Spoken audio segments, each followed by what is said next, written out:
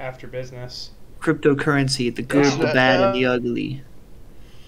So clearly it's good, bad, and ugly. Maybe even ugly. They've got all their bases covered. So it sounds like they're doing a good job.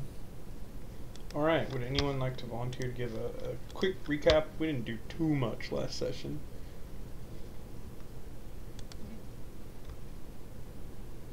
Oh, I can. Silence. Oh, it can't be me. Can't be. I will. So, last session, we on Dragon Ball Z.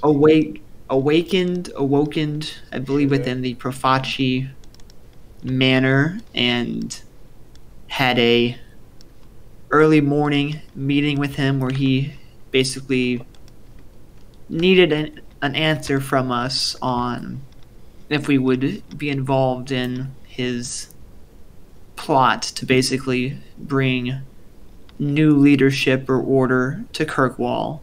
And we agreed and accepted, and he offered us some first steps, most notably of which was to talk to, forget his name, Dylan. What is his name? To talk to the head of the Amel family. The Amel family, which is yes. Malcolm Amel. Malcolm Amel, a very, what's the word I'm looking for? He seems very confident and ambitious man who we did not have a lot of trouble convincing to join our plot, mainly speaking towards how we felt the current Dumar family was not doing a good faith effort to prevent slavery and human trafficking within the city. So that was kind of the what's the word? The lead that we had. And while that was happening, Morteza and Salros had run off to where we had been the day before to retrieve/recover one of Morteza's new friends, which has split the party, I guess, in terms of level of approval. So we will see how that comes about. And after that was done, I believe Warden and Rockgut went to see the Red Mage. They did. To ask about the hag and other various things. I don't remember how much came of that, but we have a few errands and general tasks to begin amassing favor among the non-Damar family leaders within the community, which we can do. And then we went to the fighting pit and watched Warden kill some animals for fun. And that was it. That did happen. So the important things where we all left off on from a story point. The Red Mage, like you said, Connor, it was about the hag, but it was also specifically about the effects that there were concerns over what she might have done to little Lace. Yeah, little Lace, while she was in her clutches. And Malcolm Amel wants you to approach. His first concern is in putting forward another military presence aside from the the Red Iron Mercenary Group, and he asked what you thought. I think he threw out a few options: 2 mercenary groups, one of which is the Band of the Hawk, another is called Kragus Fist, and he also mentioned the Inquisition. Actually, I think it might have been Mr. Profaci that gave those options. Marlo asked what you thought, and you mentioned the Band of the Hawk. You and Silky did, as a group that you already had some connections to. And he wanted you to get in contact with them and have them meet him. Show them off. And basically establish a relationship with them. Yeah. And figure out what they were doing and if they'd be willing to work with him. And that was where we left off. I guess we will start with Morteza. Morteza, throughout this day, I can barely hear you, bud. You. Why? Still? Yeah, now I hear you much better. You approach this warehouse where you had left your zombie, eating the corpses. You had commanded it to clean 3 more corpses down to become skeletons. 4 more corpses, actually, I think. And it did so, quite happily. When you arrived, you found the guards were a little bit concerned as there were some noises coming from the warehouse. They had not yet opened the doors. They were just on their sort of general morning patrol. You got there a little bit late, unfortunately. Mostly just because you slept for a full long rest, and you got in late the night prior to the Profaci house, so you slept a little bit later than you normally would. And when you got out, the guards were outside, and there was a good bit of traffic just kind of in the area in a busier dock. You immediately got cold feet upon seeing these guards at the door, and you didn't want to get any closer, but your friend Salros was like, no, let me try this real quick. And he went over, he began to distract and persuade the guards, and he got them to go away, essentially. You were able to enter. You recast your spell to reassert your control over your zombie, if that's something you wanted to do. If you just wanted to have the skeletons, then you would be able to have 2 skeletons that you've cast new Raise Dead spells upon, and you would have had to deal with a zombie, which I'm assuming you could have killed quite easily, or put down, essentially. So would you prefer to keep that same zombie for now, or are you putting it back down by scouring its flesh with fire and raising other skeletons? That'd be my end goal, yeah. Okay, so you've got 2 skeletons then that are sat right now in the sewers, as you were not able to sneak them out of the warehouse during the middle of the day. You didn't really have cloaks or anything to hide what they might be. I don't know how comfortable you felt on just walking your skeletons out in broad daylight. That's your decision if you do want to do that. It's not necessarily illegal, but it is not going to be a happy reaction from the populace. Well, no, I figured people would find it very offensive. Yeah, and so you have 2 skeletons. You have 3 more skeletons that are not yet raised. So 2 raised under your control, sat in the sewers right now. 3 unraised dead bodies. Which, you need to do it before a certain period of, I believe, time has passed. Yes. Could be mistaken, though. I think that's true. Although, I think... Well, I'd have to double check it. Okay. So right now they're all in the sewers. You've just got them in kind of like a locked-ish room. You're able to close some of the doors and gates so that they don't wander off. And ideally so other things don't wander in. You make a perception check, by the way, for me, right now. Here, I'll just do a roll 20, because that page is still loading. Okay. It's like +1 or +2, it's not big. You don't notice anything going on in the sewers as you lock it. It's pretty dark down there. But you were down here before, handled most of the dangers, you're pretty sure. And you're able to climb back up onto the next floor of the warehouse, which is still empty at the moment. No sign of the Grace family having returned. For now, your skeletons are down there, and you think they might be okay, but you may want to move them or try to just get them over somewhere else whenever you're ready. Eventually, right? Yeah. Eventually, but you were able to for the latter half of the day. You rejoined your party. You got a little bit of a catch up on what they were going through, and you watched Warden smack around some monsters, an Etin and a Manticore, that the Profaci family had gone to great lengths to catch and keep alive for their pit fighting. Alive no longer, unfortunately. Are the Profacis upset at Warden for? They had requested that he not kill the creatures if he can, no. He declared them cowards and killed them. Sounds accurate. Do it again in a heartbeat. So I'll kill again. Who can say? All right. They didn't seem too upset because he did put on a very good show and the audience loved it. But long term, not the most not the best for business if they have to go through great effort to catch a lot of things.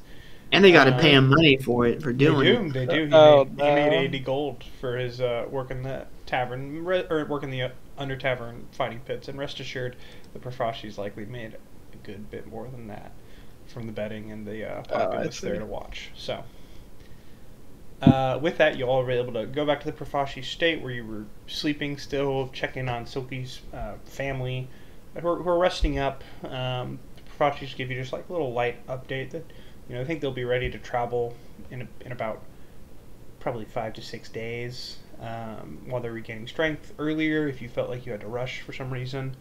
And that they're going to get some cloaks, some things to put over their head to hide the fact that you're trying to move essentially like 10 furbolgs outside of the city.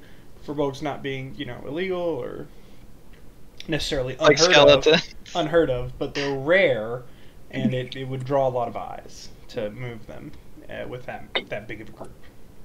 And you all are able disregard that they're all like 8 feet tall. Yeah, that's kind of the other thing, is like they draw the eye regardless. Thankfully some of them are kids, so who can say.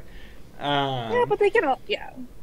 Either way, just hiding the fact that, would you rather have very clearly 10 furbolgs leaving town, 8 feet tall, drawing eyes, furred blue creatures, or mysterious figures in cloaks that are 8 feet tall? It's kind of, what do you pick your poison? Let's put here. white sheets on them and get some fog going. It's like some mysterious ghost wandering the streets at night.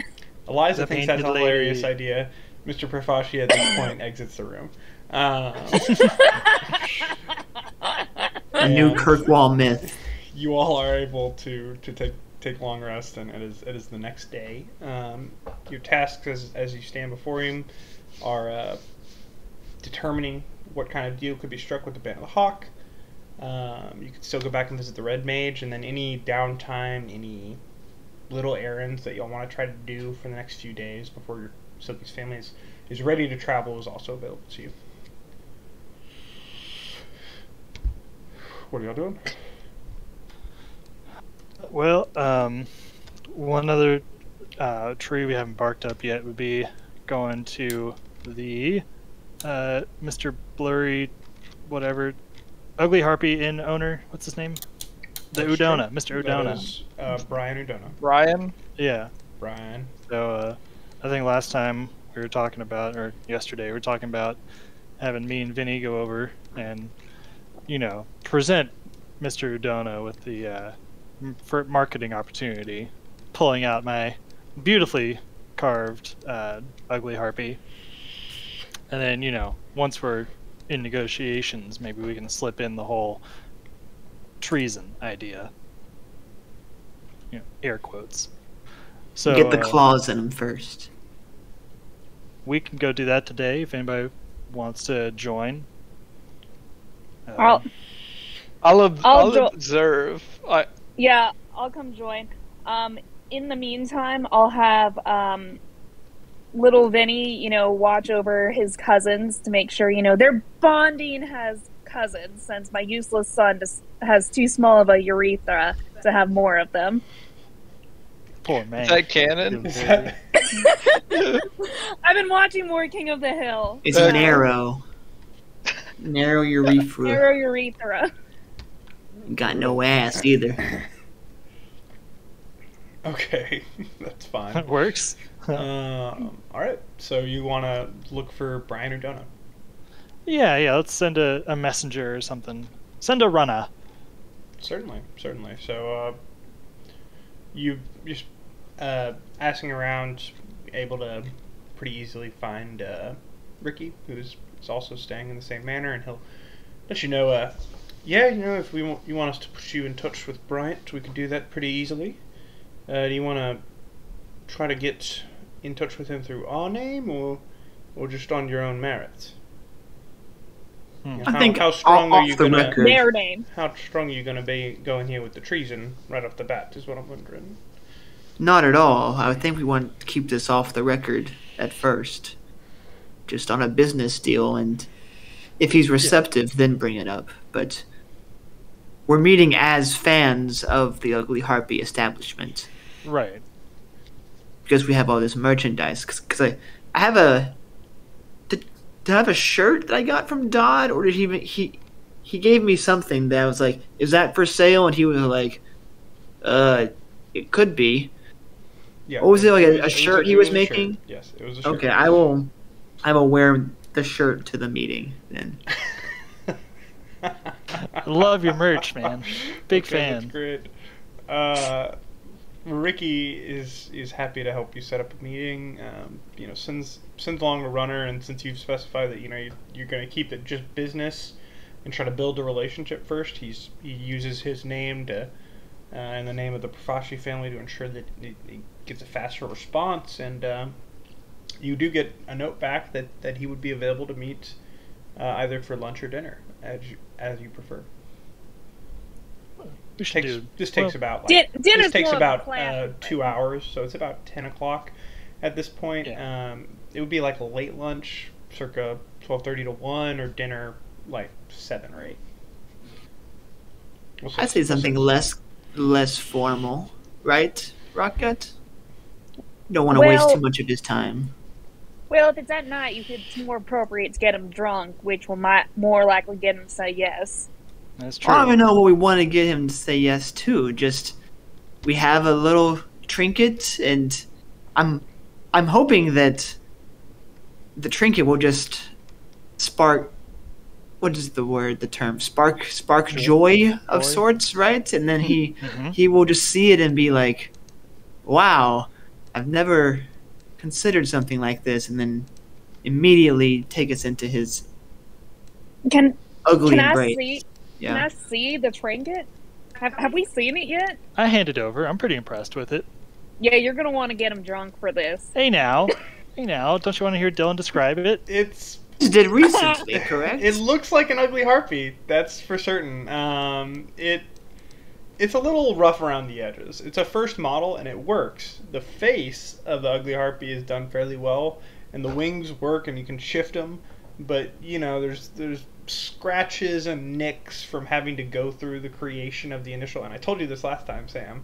Before I was very clear. I was like, this is an initial working model that you got to work, and it's got some damages on it because you had to get it to work. You're confident you could recreate it into a good piece of a good little mini version. Right now, though, it does work for certain. It's not the kind of thing that you would want to sell. It's the prototype into something that would become a shelf model.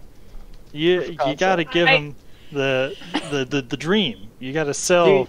Do we have something else we can show him that would be of interest if we're trying to impress him? Do you have like another trinket you're working on, or something you can scrap up in a couple hours? Or yeah, I mean, Orteza, do you have anything? I got parts to this Jack in the Box. It's kind of halfway done, but it's got the head coming up. Well, you can make. I could probably change that illusions, to correct? make it look like a harpy. Orteza, right? Can you make visuals? That's not really the kind of thing I do.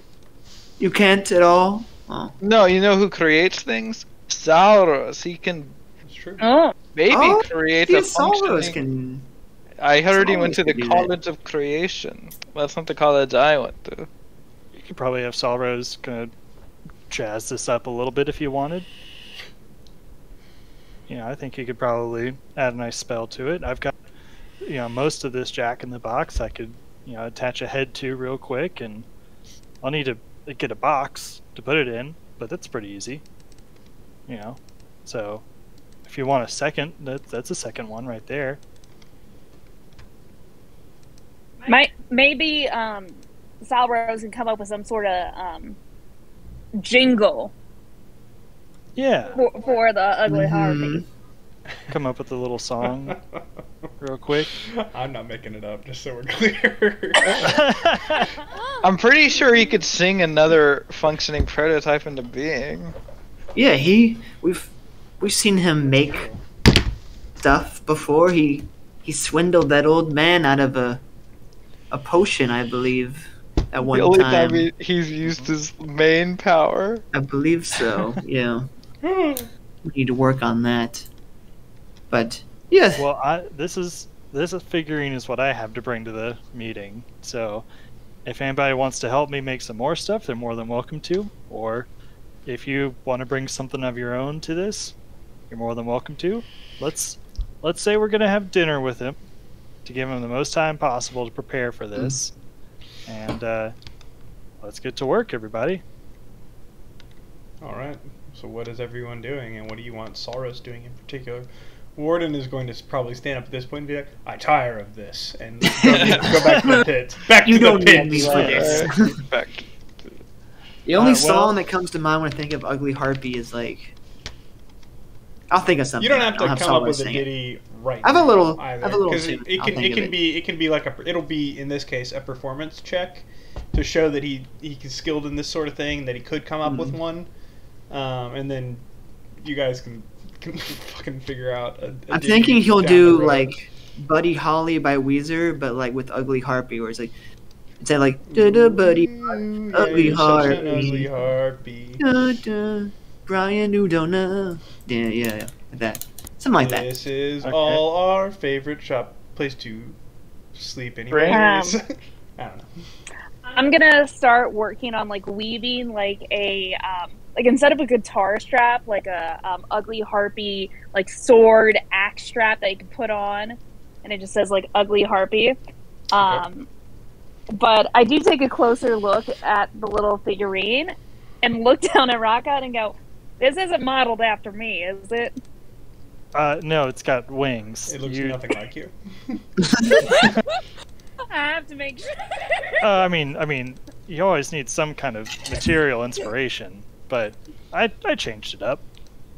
You know, Remember, we have to anybody give tries to some credit and connection to remember Dodd from that.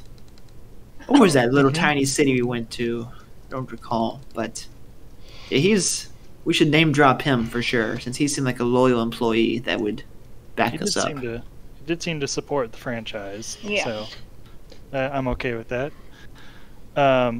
Does anybody want to help me polish this up real quick? You know, Sure. maybe get some of the burrs off. And if we want to do that Jack in the Box, I'm gonna have to get somebody to go out and buy a box real quick.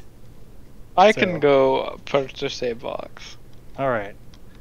I'm thinking that, it's going to be a Jack in the Box. It's going to have the harpy's head coming out of it, so maybe something a little bit more muted, or, allow the attention of the Jack to be on the head itself. So I trust you. That's kind of just where my head's at right now. To the markets. All right. So I may or may not be using child labor to help me weave these straps. So, If it's your own children, it's fine. well, they're not. Oh.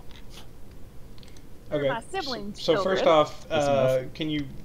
what proficiencies do you have with tools, and what tools do you have, Silky? Proficiency with tools. I have a great axe I'm proficient at. Mhm. Not quite what I meant.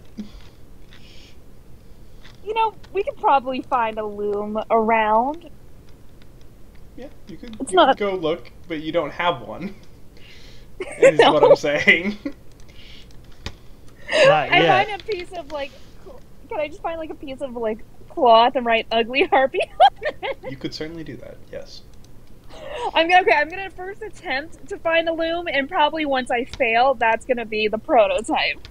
Okay, so you know this city pretty well, and you're not finding a loom in the Profaci's estate, unfortunately. Yeah. They'll let you know that pretty clearly. But you can make an investigation check to spend some time going to look nearby for a place that might have a loom. Okay. I'm so good at And I'm investigation. going to give you advantage because you rolled a 30. I was going to give you advantage because again you know the city very well. So make one more roll. Okay, not bad. Yeah, you are able to Okay. find a what would be the name of a place that would have a loom, like a Looms just are a us. clothing store? Like a I craft mean, essentially. like a craft store. Yeah, sure. A You're Joann's able, fabric. to find like a we'll say a tailor, repair. Taylor's Taylor. repairs. Yeah, like a belt loom. Yeah, focuses in repairing clothes. I don't know. That's what I'm going with here. So yeah, they have a loom. They're doing some work, but they would be okay lending it to you for a little bit later in the day. They say. as Yeah. they've got a rush job right now. So you do have access to a loom, and you can go and find supplies to try to make something alone or with some help as you prefer. Over to... Can I just ask the tailors if they have like yarn? Yeah, they probably do. Yeah. They do have some supplies that they're happy to sell you. Yeah. Perfect. I will buy supplies. Okay. It's going to be... How much are you trying to get? Like enough to make one go, enough to, maybe have a failure and then be able to keep going? Yes, maybe like 2 balls of yarn. I feel like that's... So like enough for 2 failures or 1 failure is really... What is this bolt of yarn? I'm confident in myself. I'll put in enough for 1 failure. Okay, that's going to be a gold. Yeah, that's fair. I think I can take it out of my own. Yes. Wait. Is that a gold piece? Yeah. Eventually, we're gonna have Vinny redistribute the wealth. I assume everyone has at least 1 gold on their person. Not me. I gave it all to you. Oh, okay. All 131 of it. Yes. So can I bring it back? And I'm assuming... You want to bring it back, or do you want to use the loom that's there? What are you doing? Okay. I mean, you can bring it back and get some help and then go back, but, I mean, you would need access to... I would think you'd need access to the loom, right? I don't really know how this works. And I did not know you were going to do this. I've actually, like, made a belt before, so it's, like, literally, like... just like think of like an L-shaped thing with some knobs on it, very carryable. And so like I could easily carry it back. It's probably like 3 pounds. Okay, but so you're saying with the loom, you're gonna carry the loom back? Yeah, and I was gonna have. Like, they are not okay with help that. me weave it. Yeah, they're not on board with that. This is the loom. This is one of the looms they use in their shop. They're like, we can let you use it in a little bit, but you can't take it. Then I'll get family and bring them to the loom. Okay. You're able to do so.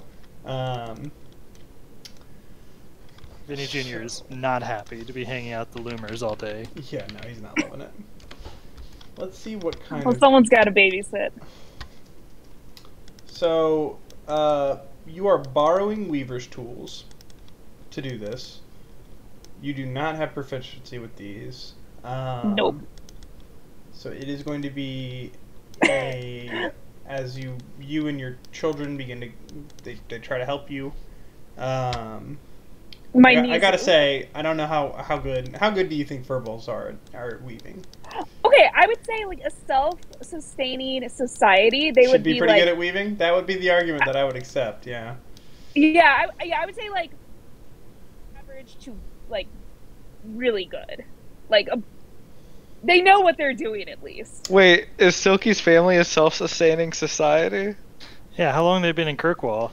No, these are my like captured. I'm thinking like my nieces and stuff. But children though, these are children's. They're not going to be that good at anything. Flannel is like Mank's first cousin, and she's like a lot older. No, not Flannel. Yeah, Flannel's like a lot older. Flannel's not. You said they were children. Flannel's not a expert weaver though. Unfortunately, I would think the children would be better than her.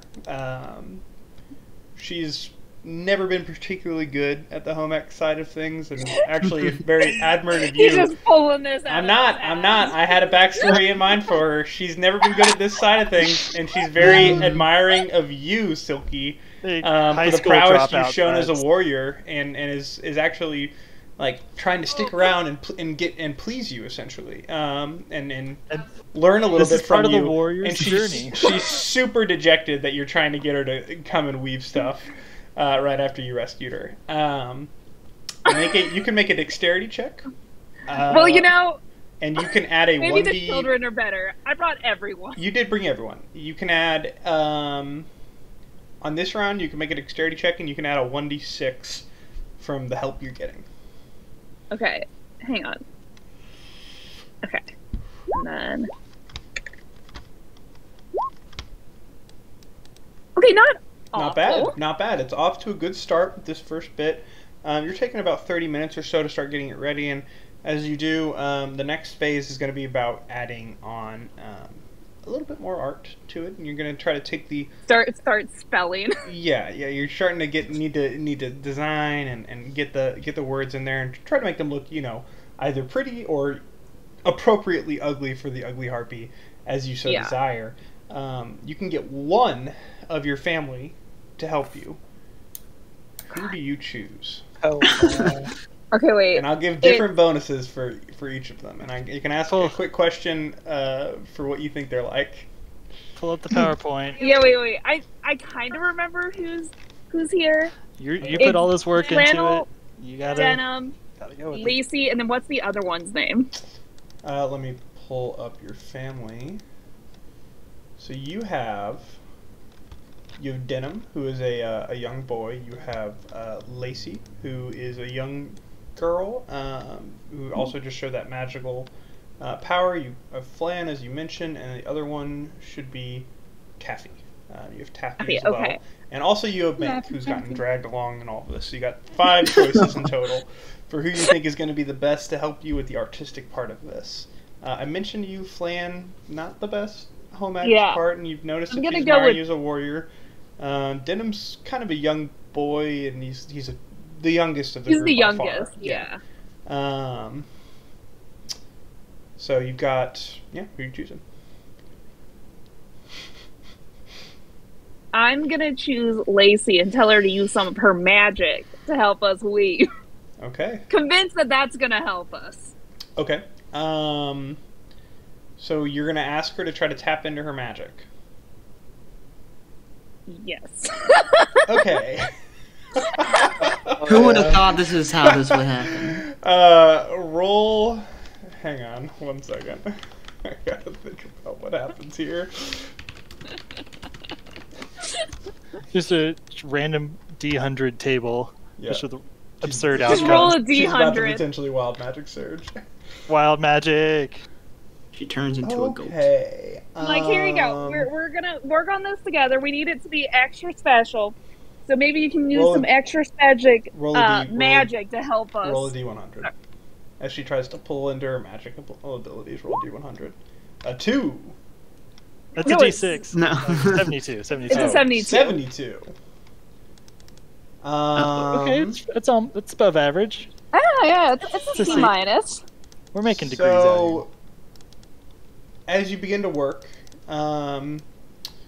you're kind of used to this, but you make some mistakes every now and then. You might stab your finger for a little bit, and she begins to lean in and helps you, and you notice that her eyes like thrum with some power for a little bit as she tries to bring her magic involved, and then you get distracted as you look up and you stab yourself in the finger by mistake. But it didn't hurt at all. It was the weirdest thing. You're tough. You're used to it not really being a problem, but you have gained resistance to all damage for the next minute. You work directly next to Lacey. Look at what I can do, guys! Faster. So you could roll. You have advantage on a dexterity check again Okay. with her help. As she is pretty good. You have advantage, and you can add. In this case, I'll say your proficiency bonus as well. Nothing can hurt her. So it should be like plus 3, 23. 23. Pretty good. Right. You're It has, like, maybe you start to go a lot to it. faster as you're not worried about these needles getting you in the hand anymore. You're making way more productive work, and it's coming out pretty well. You've got the This is what it finishing. looks like. Okay. By the way. Well, that's what you're working on. I know, yeah. I thought you'd know. So you've got the finishing touches. So you're making not a belt, but like a banner, kind of. What's the final outcome that you're aiming for here? It's like a strap, so it is like Okay, a belt. so strap. Because it's like a... Okay, Like a guitar strap. Yeah, thank you, like a guitar strap. All right, so just for the finishing touches, any little bits of accoutrement, Except some leather work now. All right. Obviously vegan. We got That's what our family's about. You got Okay. Hydra leather, right? Yes, we Oh, went- good we went lord. that route. You do not. You didn't. This is only for the strap. This is only Yeah. for a They strap. have some leather. They have some leather pieces lying around that they're happy to lend you, Perfect. and you're able to try to work with those. Can I use the edge of my great axe and try to like carve it because I don't see they have this? Oh my god. Sure.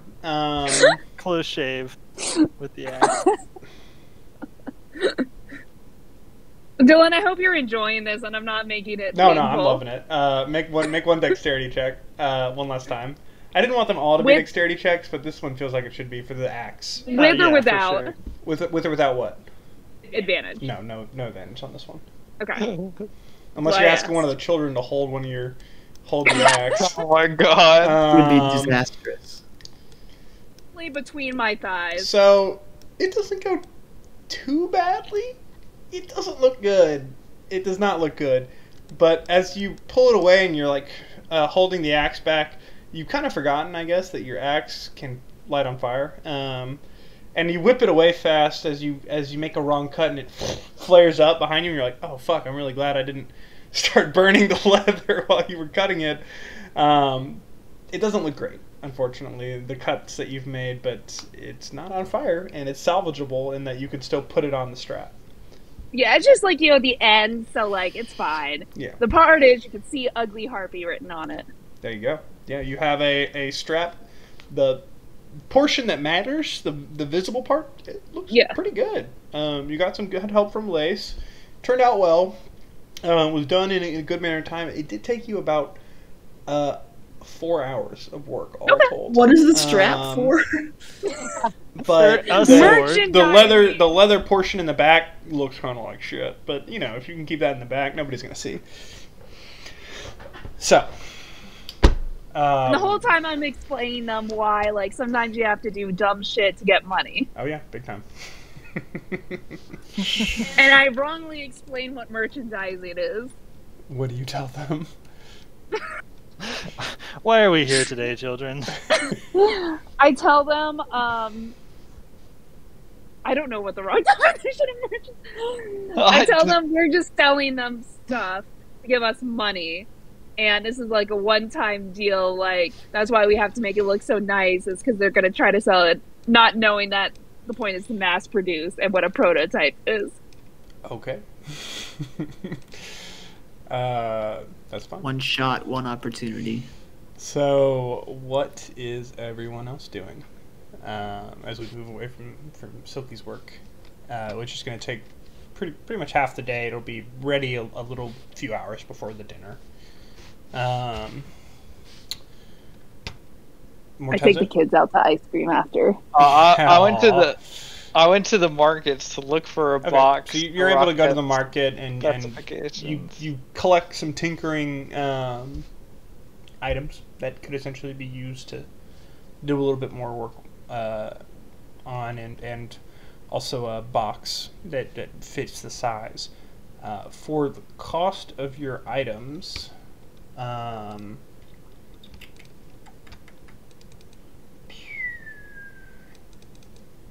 it is going to cost 3 gold in total for what you're just getting, which is just kind of enough working parts to put together into something that would be presentable. Okay. How much time does that take me? Do I have extra time? No, you make an investigation check. Alright. Where is this clock tower? Not long. Wow. You try to read the city and read the crowd and think about what parts, based on the part of town you're in and your experience traveling through Kirkwall so far, and think about where in the city you might best be able to find some of these materials, and you make a pretty good beeline to it. Takes maybe like 20-30 minutes. We'll say 20 of walking to get there and get a deal done. All right. While out and about, I would also like to see if I can keep an eye out for a costume shop. Hey, what? For like a theater and boys. You're just kind of like trying to look for one while you're on your destination. You're not actively seeking. Right. Just seeing if it's on the way. Make a perception check. Okay. Yeah. Wow. You do spot this little hole in the wall. This isn't really a theatery district per se, But there's a hole in the wall shop that draws your eye that might be able to fit your needs. That you're able to stop in and visit on the way back. Okay. It's a I'd good like roll. to. I'd like to go in and drop in. Okay, hang on. So, Yeah, we can come what kind back. of costumes to this, by the are you way. seeking? No. What kind of costumes are you seeking?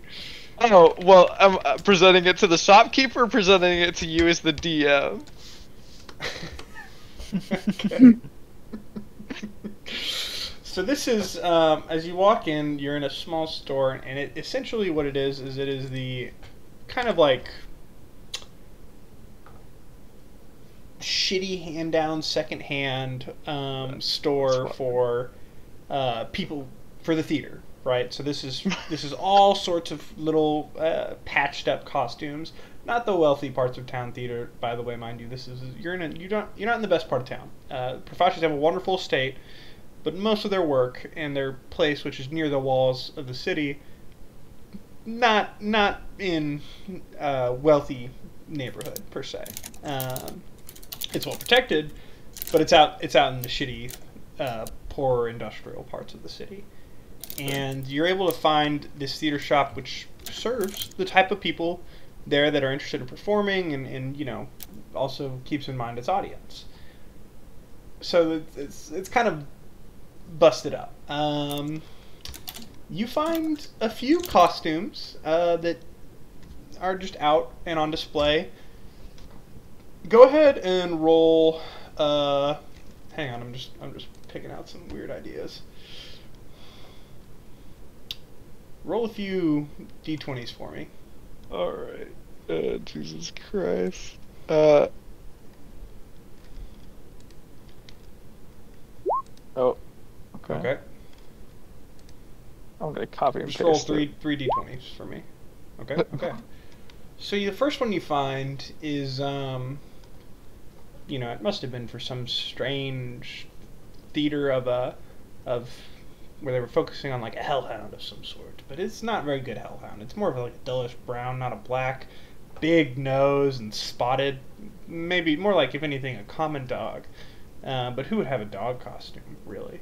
You essentially find what is the Kirkwallian equivalent of the Scooby-Doo costume. For the first one. For the second one, you found a very skimpy maid costume. And for the third one, you've managed to find...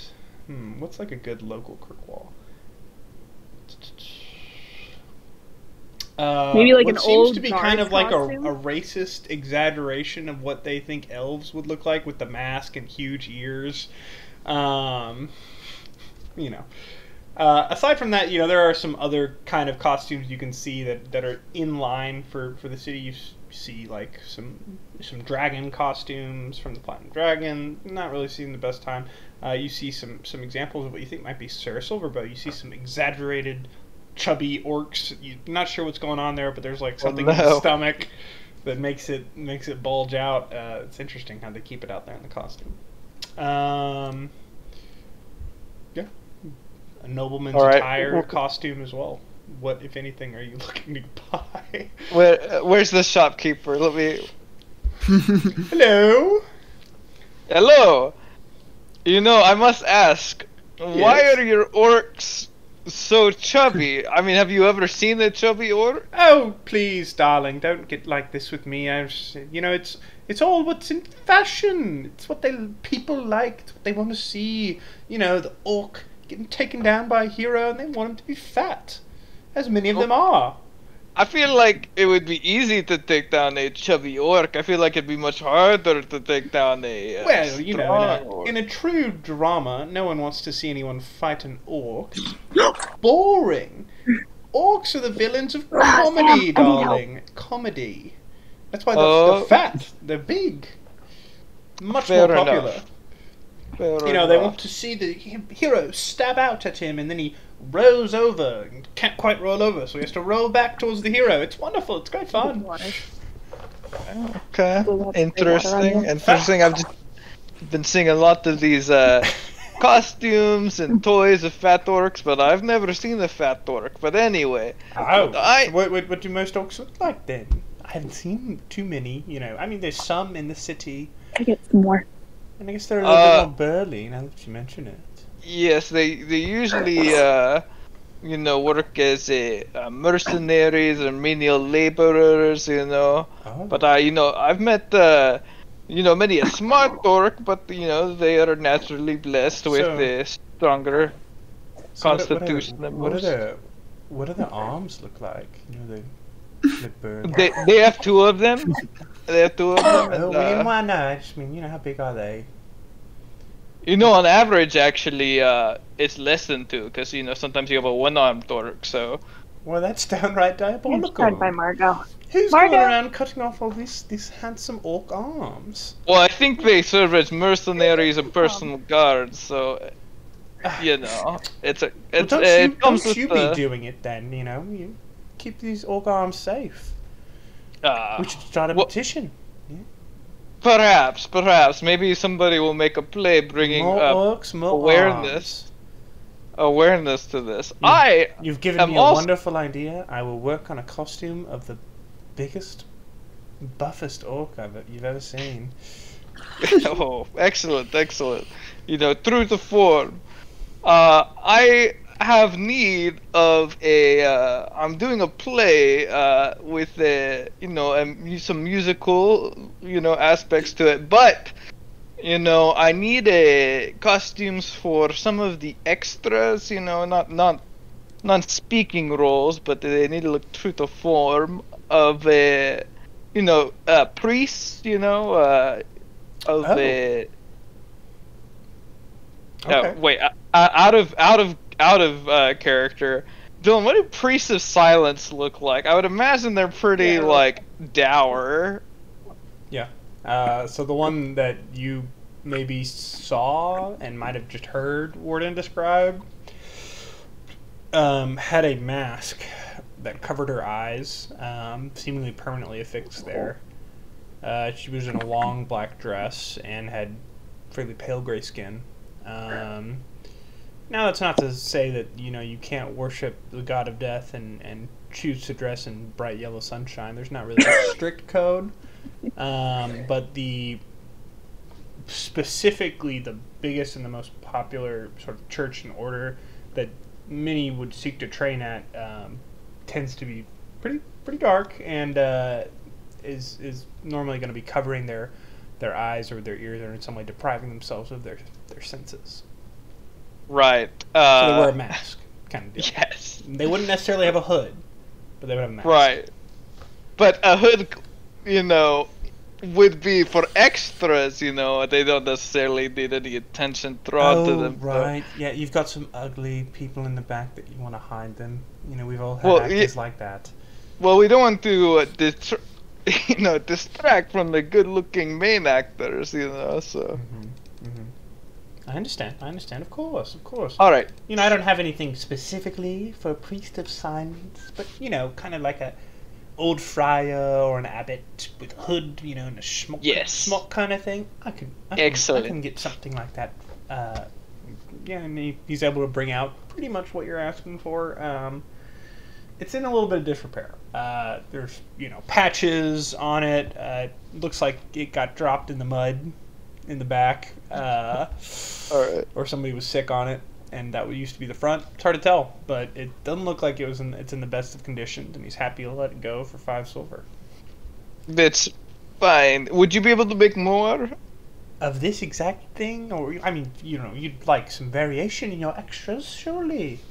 And Yeah, some we of can Some of this vary. is an investment, because you can use it again in, you know, in new works you might be doing.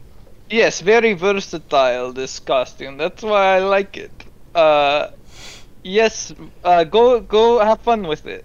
But it just needs those main components of, it can be any color you'd like, but it just needs to be hooded and, you know.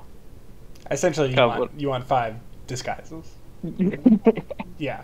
No, just four. Just 4. Okay. Yeah. That's doable. He'll pull out a few more options that are, you know, varying in color.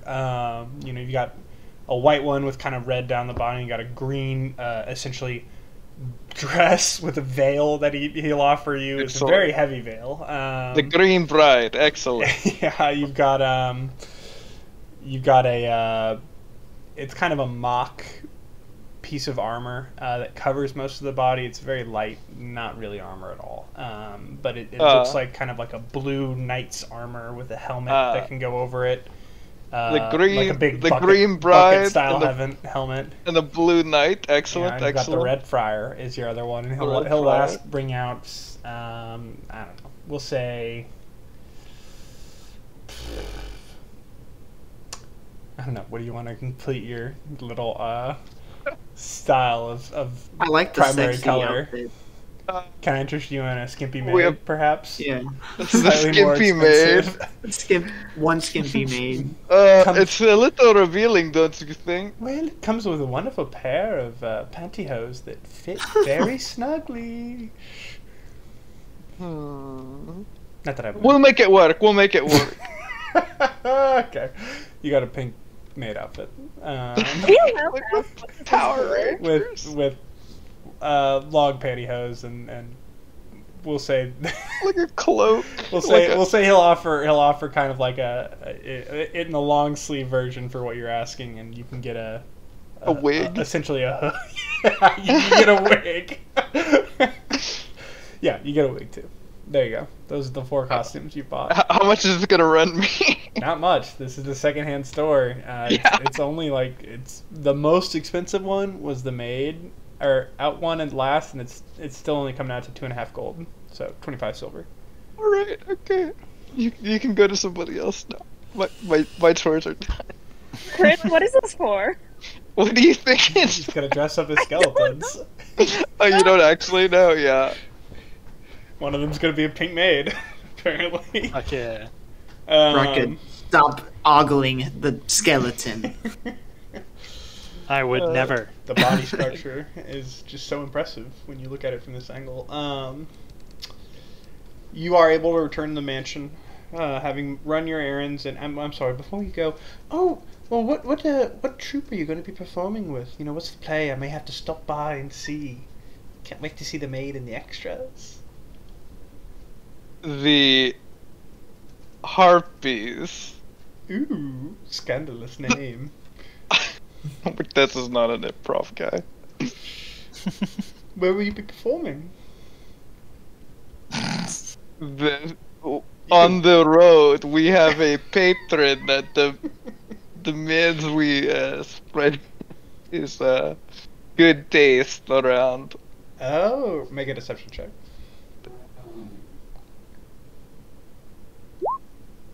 Oh yeah, baby. And patron, right? Performing on the road. You know, it's all good. You know, make sure when you're helping someone else put on those pantyhose, you just want to be careful about how you slip the toes in. It can snag. Have fun. Okay. Okay. All right. Jesus Christ. You're able to get back to the Brafashi's estate easily enough and deliver the parts requested to Rockgut. Yes. On that note, Rockgut and Vinny, what are you all doing? Are you separate? Are you together? What's going on? I was just gonna try to help. I'm not that good at manually dexterous things. I was just gonna help Rockgood if I could craft his little thing and just bounce ideas off each other before Yeah, You yeah. can certainly take efforts to help him. Yeah. Yeah, now that I actually have, I didn't realize we had a shirt with us that actually had the logo on it. That'll probably help, Yes. tidy things up. As a reference So point. I'll have Vinny stand in one corner of the room, kind of using my thumb to gauge everything as I'm whittling away on the other corner. Okay. I'll be like talking loud, like, "Are you sure you don't want me to help? Closer." Oh, yeah. No? Well, you got to get the general shape first, and then I'll get in on the details after that. So what are you doing, Rockgut? Well, I am focusing on the imperfections that I've noticed and trying to, tidy them over to make it a little bit more worked or professional. If there's things that I need to do that, like if there's So materials I need to you're pick able up, to I'll probably spend a Vinny. little time trying to do so, and you realize pretty quickly it's just kind of not possible. These are just damages that happen naturally in the process of figuring out how this needed to fit together and work while you were going through it. And your only option to really fix some of the pieces would be to take it apart and try to replace those pieces now, which could take some time and might not go as well as needed. You're confident that if you tried to make an entirely new one, well, it would take a little bit longer than you could have ready for this dinner, since it's still something you're just getting used to, you would be able to avoid the damages relatively easily. Okay, then if I realize that it's kind of a lost cause for this one, I'll pull Vinny over and say, okay, new plan. This one is just not going to make it tonight. That's fine. I mean, it works as a prototype. It's just just got damages on it, things that make it not really look super appealing for sale yet. Right. But it is a working example of what you want, and the main assets on it, like the face, those are not damaged, and that part looks good. It's the other things. We'll have this ready to go as a backup just in case this new idea goes wrong, but I think best use of my time right now is to try and make a whole new one. We have a pretty good model to go off of, and I have a pretty good idea of how I can fix some of this stuff. I just need to kind of start from scratch. So the best thing you can do for me today is just kind of be my assistant if you want, or to just go out and get materials as I need, or you can go help Salrose with whatever he's going to make. I think he's going to start the Jack-in-the-Box once Morteza gets back. Salrose doesn't know how to use Tinkerer's tools, so I doubt that. Well, yeah, he does creation stuff. He'll figure it out. Make it by singing, but he cannot make it with his hands. I was going to suggest that Salrose just go in his room and just work on a little jingle that we could. Oh right, yeah. Out. He's got that going on. So he'll go and practice, and by spending time practicing, he'll get advantage on a performance check to show to Bryant Udona. You, Sam, Rocket, can make 2.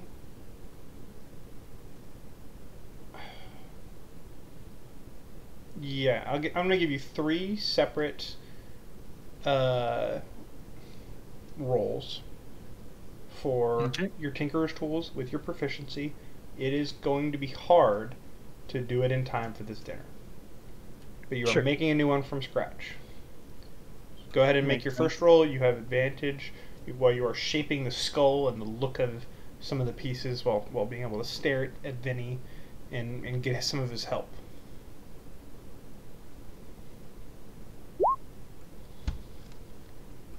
Okay. It's gonna be You got one more roll. You got advantage. All right. It is dexterity with your proficiency, by the way. Yep. So it's going well. It's going well in that you're making it and you're not damaging it for sure. But it's taking you longer already. You can tell it's taking you longer than you need it to be. And you know that in the next sections of it, you would need to really make up for time to be able to be done in time for dinner. It's taking you about 2-3 hours. But you're able to get a good harpy figurine going again. But now you're going to need to get in there and start doing the back, doing the wings, doing the actual mechanism that lets it move, making sure the head is properly connected to all of this as well. So go ahead and roll again. Vinny, how are you going to try to help him? Just handing him stuff? At this point, by the way, Morteza does come back with his materials, these are the materials you're going to be using, essentially. I got you in the box. Appreciate it. Just, set it right there. If a harpy... Is a harpy close enough to a human to where you can disguise yourself as a harpy? I would say that I would let you disguise yourself as a harpy. It is worth noting, however, that the ugly harpy figurine does not really line up with a real harpy's physiology. Right. Just as close as I can make myself look to the harpy, I guess. I want to disguise myself as that. Okay. Make a performance roll. this is when I want to do Morteza that walks before in. Morteza walks Yeah, in. I so was gonna he's say this seen, is when you know. Morteza walks in. He's gonna see whatever abomination you're about to make. So make a performance check on trying to recreate this strange thing as a vision of yourself. You do a decent Hey, job. not too bad. Yeah. You're finding that you need to like scrunch yourself up and like stand on the table to at all match. I'm like so you make up on like yourself the table, imagery appear a little bit like a shorter. statue. Exactly. You're like a gargoyle with wings that Yeah. are actually your arms held out. And Morteza walks in. He's like, God. "Huh! This is Rocket, strange." what have you made? It's an abomination against the gods. The head is Yeah, enormous. There's small hairs sticking out in little tiny strands. Arms cut forward like a tiny gargoyle and wings outspread and like moving slowly up and down as Vinny tries to show you what it would look like. I'm just gonna screech at pretty- Morteza until he It's about leaves. it's a little bigger than dwarf size and it looks not great. And it's Is this and the it's screaming at you, tail Morteza. model? Hey, at least mine dies when you cut its head off. So you know that's improvement. Oh, Morteza, why don't you try it? all right. Pull up my. Hey, don't kill my model. I need it. All right. I'll I'm leave like it. screeching It louder won't and stop louder and louder. screeching. You're able Hey, to deposit your Mort- things and leave, Morteza, if you so Yeah. choose. Hey, Morteza, what else you got working on today? I'm supposed to visit Sarah Silverbow, I think. Right? No, it's been enough time, right? It has. But you Yep. don't know where that tomb is. Nope. So I'm going to go try to figure that out. Well, you're gonna be back for dinner, right? Oh yeah, I got to eat. Okay. Well, Alright. you know, don't get lost. A You know, messenger if you would have do- arrived beforehand letting you know the restaurant, which is actually going to be the first restaurant that you ever met Mr. Profaci at, that Bryant would be willing to meet y'all at for dinner. All right, you know the place, right? Because, you know, if you get lost, I don't know how we would find you. Oh, I'm not going to miss another. I've already missed one meeting. Okay, I'm trusting you. Okay. Thanks for the stuff. I better not. I better not miss this. Alright. Shit, alright. As screaming follows you out of the room, you're able to make your exit. Rockgut, you got. I'll give you advantage for this strange depiction that Vinny has created. So you have advantage one more time. You have 2 more rolls in total. So go ahead. On your Tinker's Tools. I did Morteza- advantage. That's fine. There you go. Ooh, good roll. Good roll. You got. No, you check with advantage in case you beat it. Yeah, I can't roll Tinker's Tools with advantage. Oh, that's annoying. so I just have to do it separately. You've caught up on time this go around. all right. It's going a lot better. You've got the mechanism working, and you think you're going to have to be careful here. So this last part, if you rush it and you don't roll well enough, could break it or Mhm. damage it. Alternatively, you can decide to take your time, in which case you will need to roll very well to finish on time. Which do you want to take the more careful approach, where you're not going to break it for sure, but might not be done in time for dinner, or the faster approach, where you'll be done in time for dinner, but you might break it if you roll badly. This last one is a straight roll. You need to I'm decide gonna before do you roll. I'm gonna do the conservative approach. I'm just Carefully? yeah. I'm Okay. gonna take it, get as good as I can, and it's One more- already in one more a roll? good enough state. Even if it is what it is, it's still gonna be better than what we had. Well, it's not connected. Hey, let's go. Oh baby. my Ooh, god. you're able to get it done. You're able to get the last bit connected to the head. Stop screaming in my ear. You needed Need to over, yeah, focus. you needed over 20. Good job. It's a victorious street, not an angry street. The price Rocket. of the It's thing. close to dinner for you, and you hear some sounds of Soki coming back in with the young children who are rambunctious and roided up on sugar Yeah. from their ice cream trip. Whatever lunch she may have taken them to after the sash she made. Morteza, Eat when you're done. you've got some time left in the day because you leave before he gets into those next couple rounds of skill checks. Right. How are you going about searching? Who are you asking, if anything, to try to figure out who might know? Where you going? I would assume there's no directory map, so I would go to a. There's guards, right? Yeah. I would go up to a guard and ask him directions to a local, the nearest local cemetery. Or, well, no. I guess I'm specifically asking to pay homage to a grand hero. Yeah, that bears mentioning, is you were looking for a hero's cemetery, very specifically. Or a hero's tomb, really. And well, I don't necessarily know that. Or I don't, maybe I don't know. You know she's a hero. You're aware that she's well regarded in the free marches. Right. And you know you're looking for her grave. Yeah, I would ask, where she's buried. Sarah Silverbow. Yes. Goodness. She's right off of here around these parts. But I don't know where she's buried. That was hundreds of years ago, so... You know, you could try the Gravers Hill. It's a little bit more of a common cemetery here in Kirkwall. You might want to try asking around at, I don't know, maybe the Temple District or some noble families would know the history. I don't know where she is. Mind you, if I did, I'd be right beside you, paying homage. Perhaps I will come back and tell you once I find out. That would be wonderful. She's a true hero. I bet she'd get a lot of visitors. I was in, Starkhaven, and they had these little miniatures of her, and she seems to be a big deal here in the free marches, so I thought we sell some of those too around festival times. They're nice. Yeah. They're nice. They look quite pretty. Yeah, she, you know a story, right?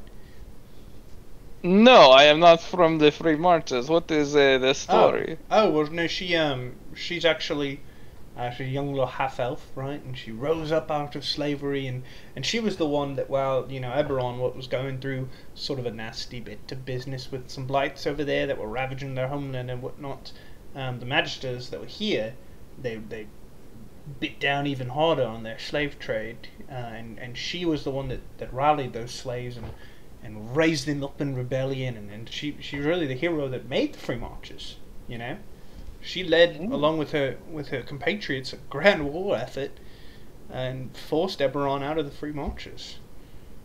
Sounds like she deserves having respect paid to her. I must do this. She does. Let me know, like you said, I patrol these parts. He kind of motions up and down a few streets. Just come visit, Name's Gary. Gary. Alright, Gary. I was going to say Barry, but I was like, I can't do the back thing. Alright, Gary. I will find out and I will let you know. Alright. Where are you going? Temple District is probably, So you got, your Temple District, nobles. You have some inns with noble families. They might know.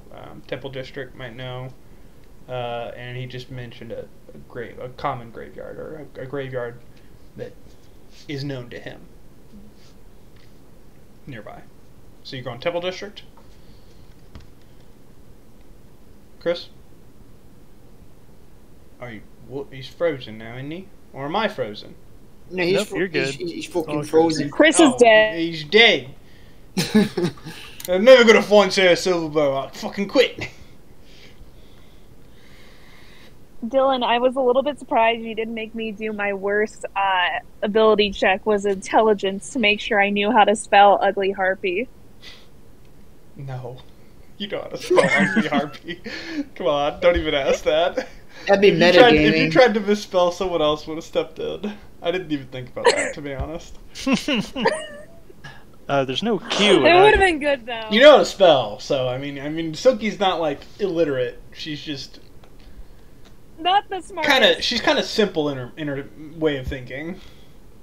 She's No, more, Harpy's 2 words. she's more street smart than book smart. Yeah. Let's just say that. For sure. Well, her wisdom modifier, that's got to be better. Yeah, it is better. Honestly, also 8 is not a bad intelligence. That's like average, right? No, 10 is average. Yeah. Oh, that makes sense. You're like farmer, kind of simpleton smart, but you're not an idiot. No. You didn't go to college.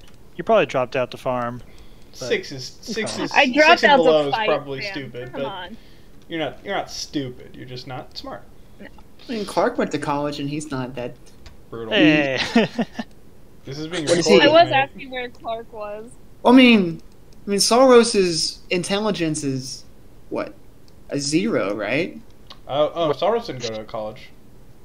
If his I thought he went to the College of Creation. No, that's the college It's he an was online taught school. from, but he didn't go to a college per se. Oh, my bad. It's My like bad. You may not University know of that, Phoenix. but that's the Ah. name of his bard school. Vinny assumes that he went to college because he hears He's got someone college talk in the about name. Yeah. Okay. Chris, can you try talking now? You were coming through as a robot. oh yeah, I'm Uh-oh. It's not What? ideal, buddy. am I still a robot? Well, no, you're just Are you good? lagging and cutting in and Frozen. out. Oh no. Yeah, I'm like it's the a little- old it's a little person in this slow. Zoom call. You are. You're like, your face is too close to the camera. Can It's you, blurry can you and like, slow at count the 1 same through time. 5 to see if we're even getting... I can't even... I'm Are you here- talking? I'm What? hearing 1, 2, 3, 4, 5. It's There just we a are, little okay. delayed. Jostled the laptop. It came unplugged and it turned itself off. Yes, instantly. Okay, so you said you wanted to go to the Temple District out of the 3, Yes. ideas that you were given. Right. I figure Okay, violence might know. so you are able to head towards the Temple District. You've stopped by the cathedral a few times. Do you want to head in and try to look for someone of some import, or do you want to just ask a cleric that might be working nearby? He's frozen again. I'm not frozen. Your camera sure is. You fucking frozen, mate. Yeah. I'll ask the first cleric I see. Okay, first cleric you see. Make a perception check. I don't see Doesn't any. see a cleric. Claire. No, I mean I'm more deciding. You'll see a few, and I'm gonna do the perception check to be like you're gonna go for the most knowledgeable. And you don't go for the most Tessa's knowledgeable. rolling The really first one. good today. With the 3. I didn't mean to roll the second one. Yeah, they're okay. You're able to stroll up to someone that looks to be in kind of a hurry, and someone that seemed like he didn't want to be bothered. You didn't pick up on this though, cultural differences, and you walk right up to him and what are you asking or saying? I'm afraid I must bother you. I've really got this thing I have to go over and. And Then you'll want to he catches an eye from like a paladin that's standing near the door. Close. He's like, okay, well, what do you need? Fast, quickly. Who would know where great heroes, local heroes, would be buried? I don't know. A scholar, a historian, maybe Sounds like someone a little bit higher up than me. Great heroes. You have one in mind in particular. Sometimes nobles will bury their own founding heroes. Nobles will bury their own near founding heroes. You mean like of the free marches? Yes, I understand the free marches would not be. Oh, you mean like Sarah Silverbow and her companions? Yes. Yeah, nobody knows. Never been found. That was 500 years ago. Can't believe you didn't know that, you simpleton. Ugh. Well, where our heroes are buried, with great honors. Yeah, and if everyone knew where she was buried, we visit her all the time. Our society owes much to her, but nobody fucking knows. It's a secret. Oh no. Okay. Fucking, I don't. Well, off with you. Ask someone traveled or something. I don't know. Jesus. Old? Begins to leave. He said traveled. Uh, It's not in Cookwall at the very least. He spits on the ground and starts leaving. One of the paladins that was watching this begins to swerve off and follow him after seeing him spit on the ground. He turns around. He tries to walk a little bit faster, and you hear some commotion going on down a hall. Must be cultural differences. So, Uh, it is not in Kirkwall. It is Not not in widely Kirkwall. known where it is. hmm. He said that you Sounds might like want to this seek out is a someone question traveled or for- someone powerful. A red mage, I think. Okay. It's getting a I little love later in that. the day as you make your way over to the Red Mage. Well, not so late. Late to dinner. you have time to get to the Red Mage without and still have time to make it to the dinner. If this All isn't right. the stop that you need to go to, then I do the Mr. Incredible. I got time. you got time. All right, so you're able to get to the Red Mages. You're just fucking running around to everyone you've talked to at Kirkwall. Yeah, you're able to go to the Red Mages Tower. I will. Have I pulled? Did I pull you all over here? I did. So you. I'm assuming I'm getting pulled. Yeah, it's probably taking its sweet time to load for you. Based on how your internet's been doing so far. It's not my internet. So you're able to knock on the familiar red door and you hear exasperated. Yes. You're a fairly intelligent man. Where a silver bow is buried? Do you often accost people? You're not even inside his house yet, by the way. Yeah. You're just knocking on the door and asking from there I'm yelling it in the street. underneath the crowd. Okay. Silver bow! Silver bow! What? No. But dinner I must be at. I do not know where her tombstone is. Why are you asking? Why are you seeking for that? I might be able to help you. To pay your respects. Make a deception check.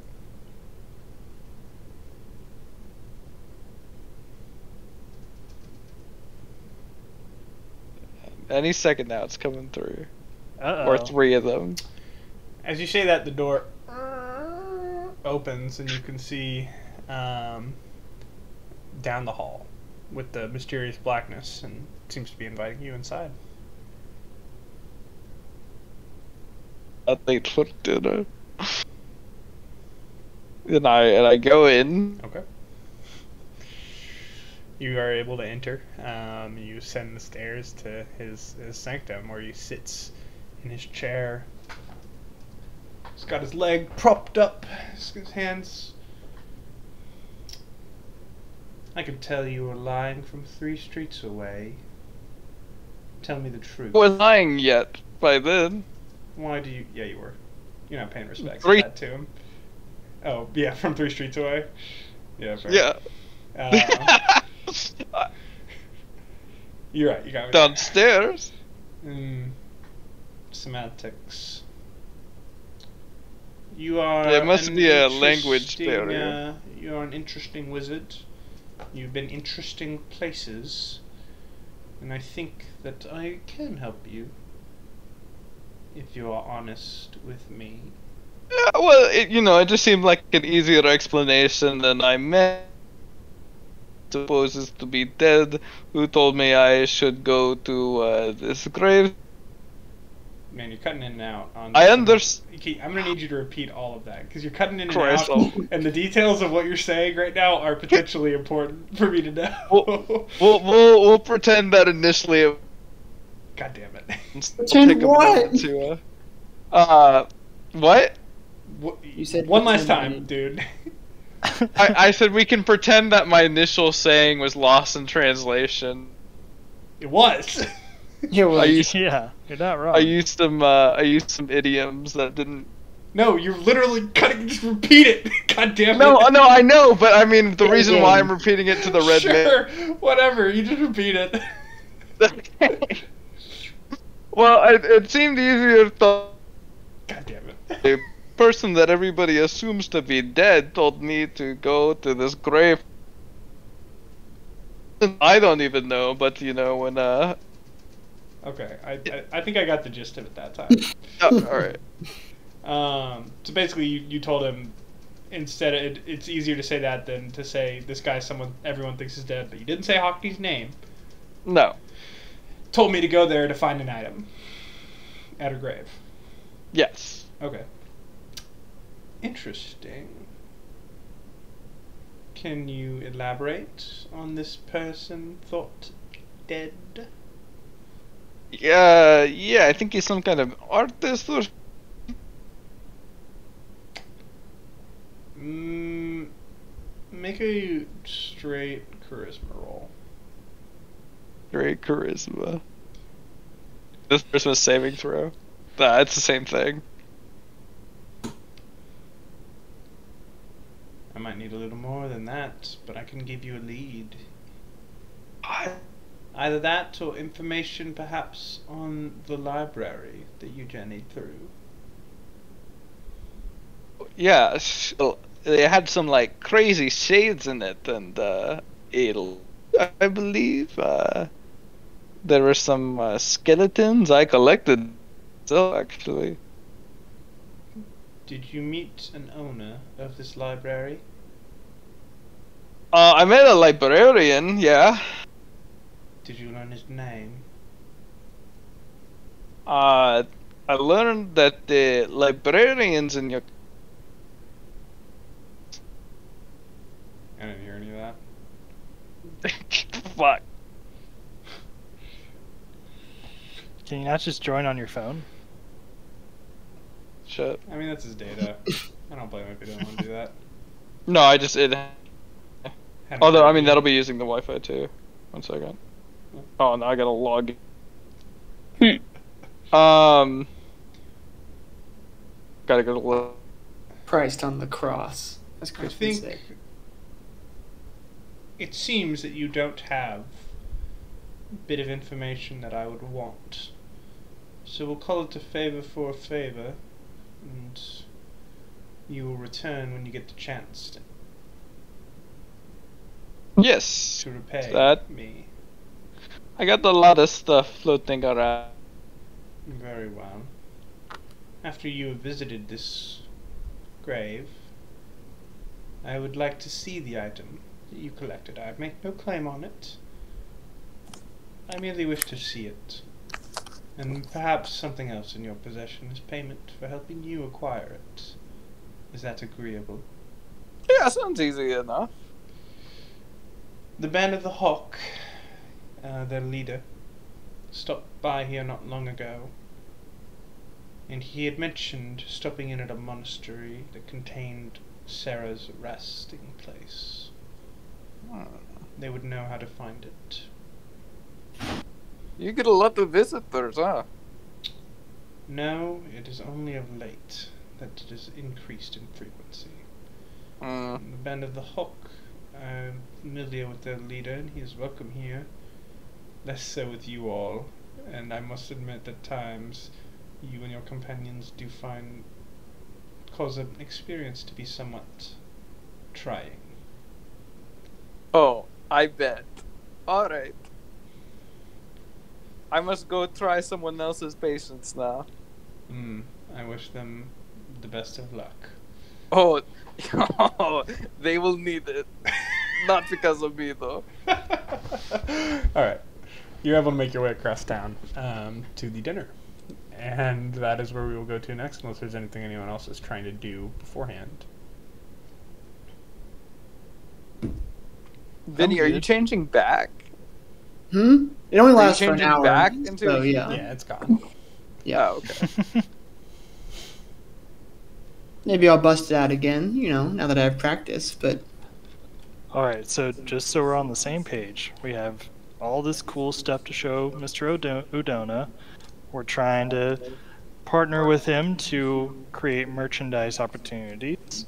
We'll have entrees and a glass or two of wine, I guess. And maybe subtly later on in the dinner, we'll start talking about bigger plans. yeah. I'm gonna pull Salrose aside. Tell Salrose, you're in charge of charming him to have maybe 1 or 2 more glasses of wine, if you know what I'm saying. Oh, of course. My specialty. It's pretty good Saurus. Yep. All Hi. right. So you approach the private dinner table where you can see Bryant Udona already waiting for you all. He still a fairly hefty man. Large amount of chest hair sticking out from some loose flowing, the top of some loose flowing robes. Looks to be comfortable, long black hair, and more than one chin, unfortunately. Oh, welcome. My friends at the Profashi family, they tell me that you all have a business proposition for me. This is Wardo. Take a seat. Does he notice that I have the Ugly Harpy t-shirt on? So I'll make a perception roll for him. Look at my chest. Are you doing anything to, like, No. show it? I just want Performance. to see if he I has didn't any notice. Okay. He hasn't commented on it, at least. Not yet. That would tip him off. Good evening, Bryant. I was going We to say, saw please you- call me Bryant, but you did not call me Mr. Udona, so I guess continue. Sorry. Sorry. I'm normally used to a little more respect. Saurus is like trying to charm him, like, oh, of course, you know. But yeah, no, go ahead. What were you saying? It's Vinny's flustered now. He's like, oh well, I mean, I was hoping we could, based on how this evening goes, perhaps develop something of a partnership. We spend a lot of time traveling out on the road. We've been through a variety of cities, and we stay at inns from time to time, and we've all during the course of our travels, we've been consistently impressed by the Ugly Harpy establishments that we have stayed in. Particularly the one that... Oh, you wear my ugly harpy on your chest! Yeah! Do you know Dodd? The manager in, I forget some town. Dodd. I have many ugly harpies. A simple name like that does not ring a bell. Yeah. Last name? It was similar to his first name, if I recall. But regardless, he was a good man, and he had an idea that we've kind of run with and want to present to you. Because like you said, you have a large variety of establishments, but not a singular way of refining them all into one brand, right? Like, one ugly harpy might be different from another ugly harpy. And No, that is a thing I make sure is not the case. The layout is the same, the harpy is the same. I'm referring more in the sense of The service? perhaps, or Yes, just it's the... hard to have consistently good so it's this Dob man. He does not do good service. No. We were happy with our time there, as I was saying. I'm No. referring more to the concept of the harpy, right? Because there is the thing you see, and then the thing that's in your mind, right? And we want to establish... And the thing that is in your bed.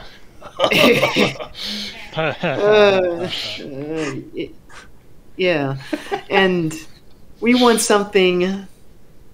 Maybe we could help you out. We have a few ideas from proposals that could establish a strong presence across... He's taking a big swig of wine, and you can see Saurus is also drinking with him as he listens to you.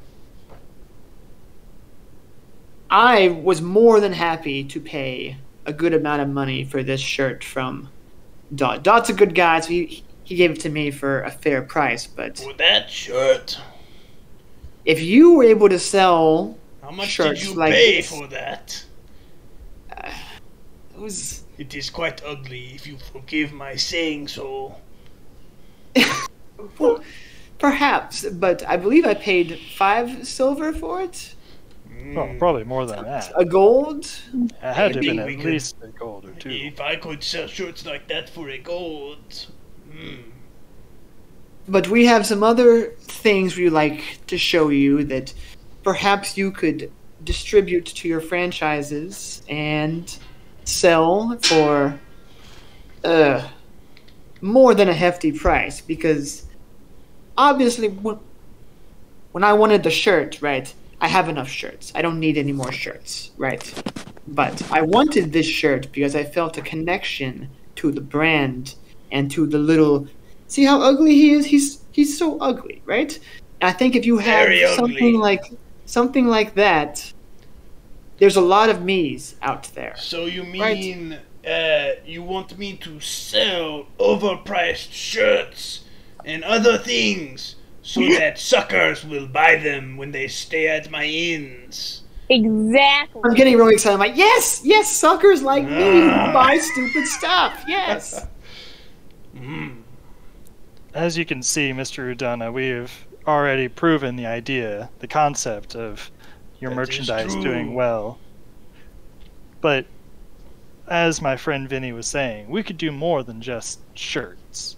You know, any inn can make a shirt, but not every inn can make something like this.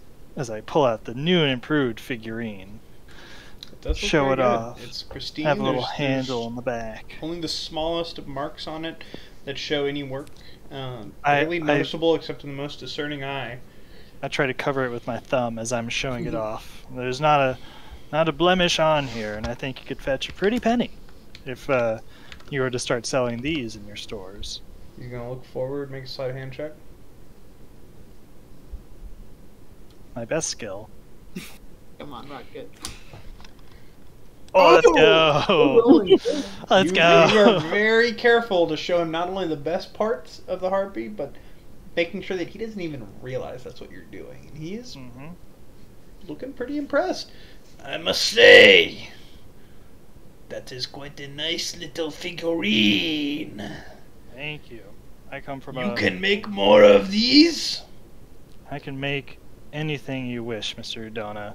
I come from a long line of tinkerers and crafters, and it would be my pleasure to work with you and create. Does it do So anything, many. or does it just sit there? Oh, I thought you'd never ask, Mr. Udona. Oh no. You see on the back here is a little handle, and you can Hi, baby. pull it up and down. And you see the wings? Keep going, the wings will move with it. Now, something I've wanted to think about is maybe having a mouth. Hmm? The wings! You can. Let him know. Man. Let him know.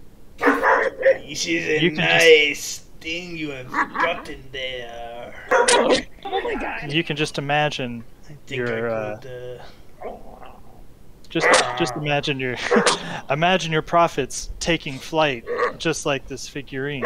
Once you I start could incorporating easily that. sell those for 2 to 3 gold. Oh, you can think bigger than that, Mr. Udona. Ah, please, Master Gnome, I know you are a craftsman, but I know my market. If I go too high, they will not buy.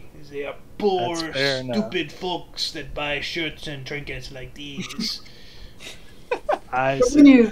when you think about like merchandise and experience, you want all of your senses, right? You have sight with the shirt. You have a taste of ugly harpy? I do not know if I want that. Oh, well, taste is satisfied by the food and the drink, right? Oh, But yes. we had an idea Swill for- and the shitty meat pies.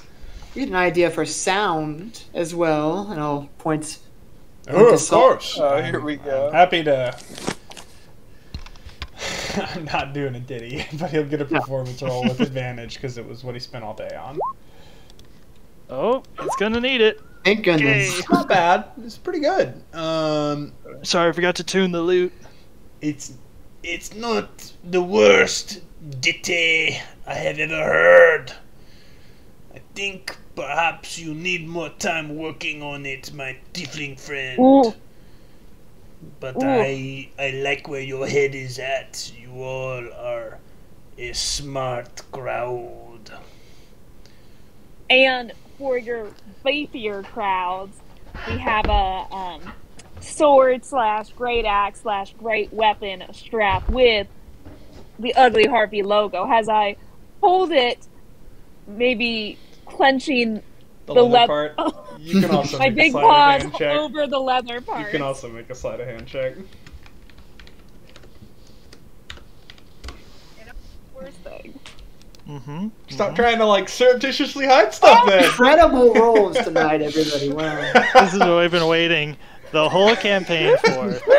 When it comes to business, this we're on our looks game. nice. I do like it. The size, the way it could fit, or that might even fit on me. And you think that adventurers would buy this to hold their swords? And I quickly undo my great axe strap and put it on to like model the like strap with the great axe. You're able to fit the great axe against it. It pulls back a little bit. It's not perfectly designed to your body so much as it is.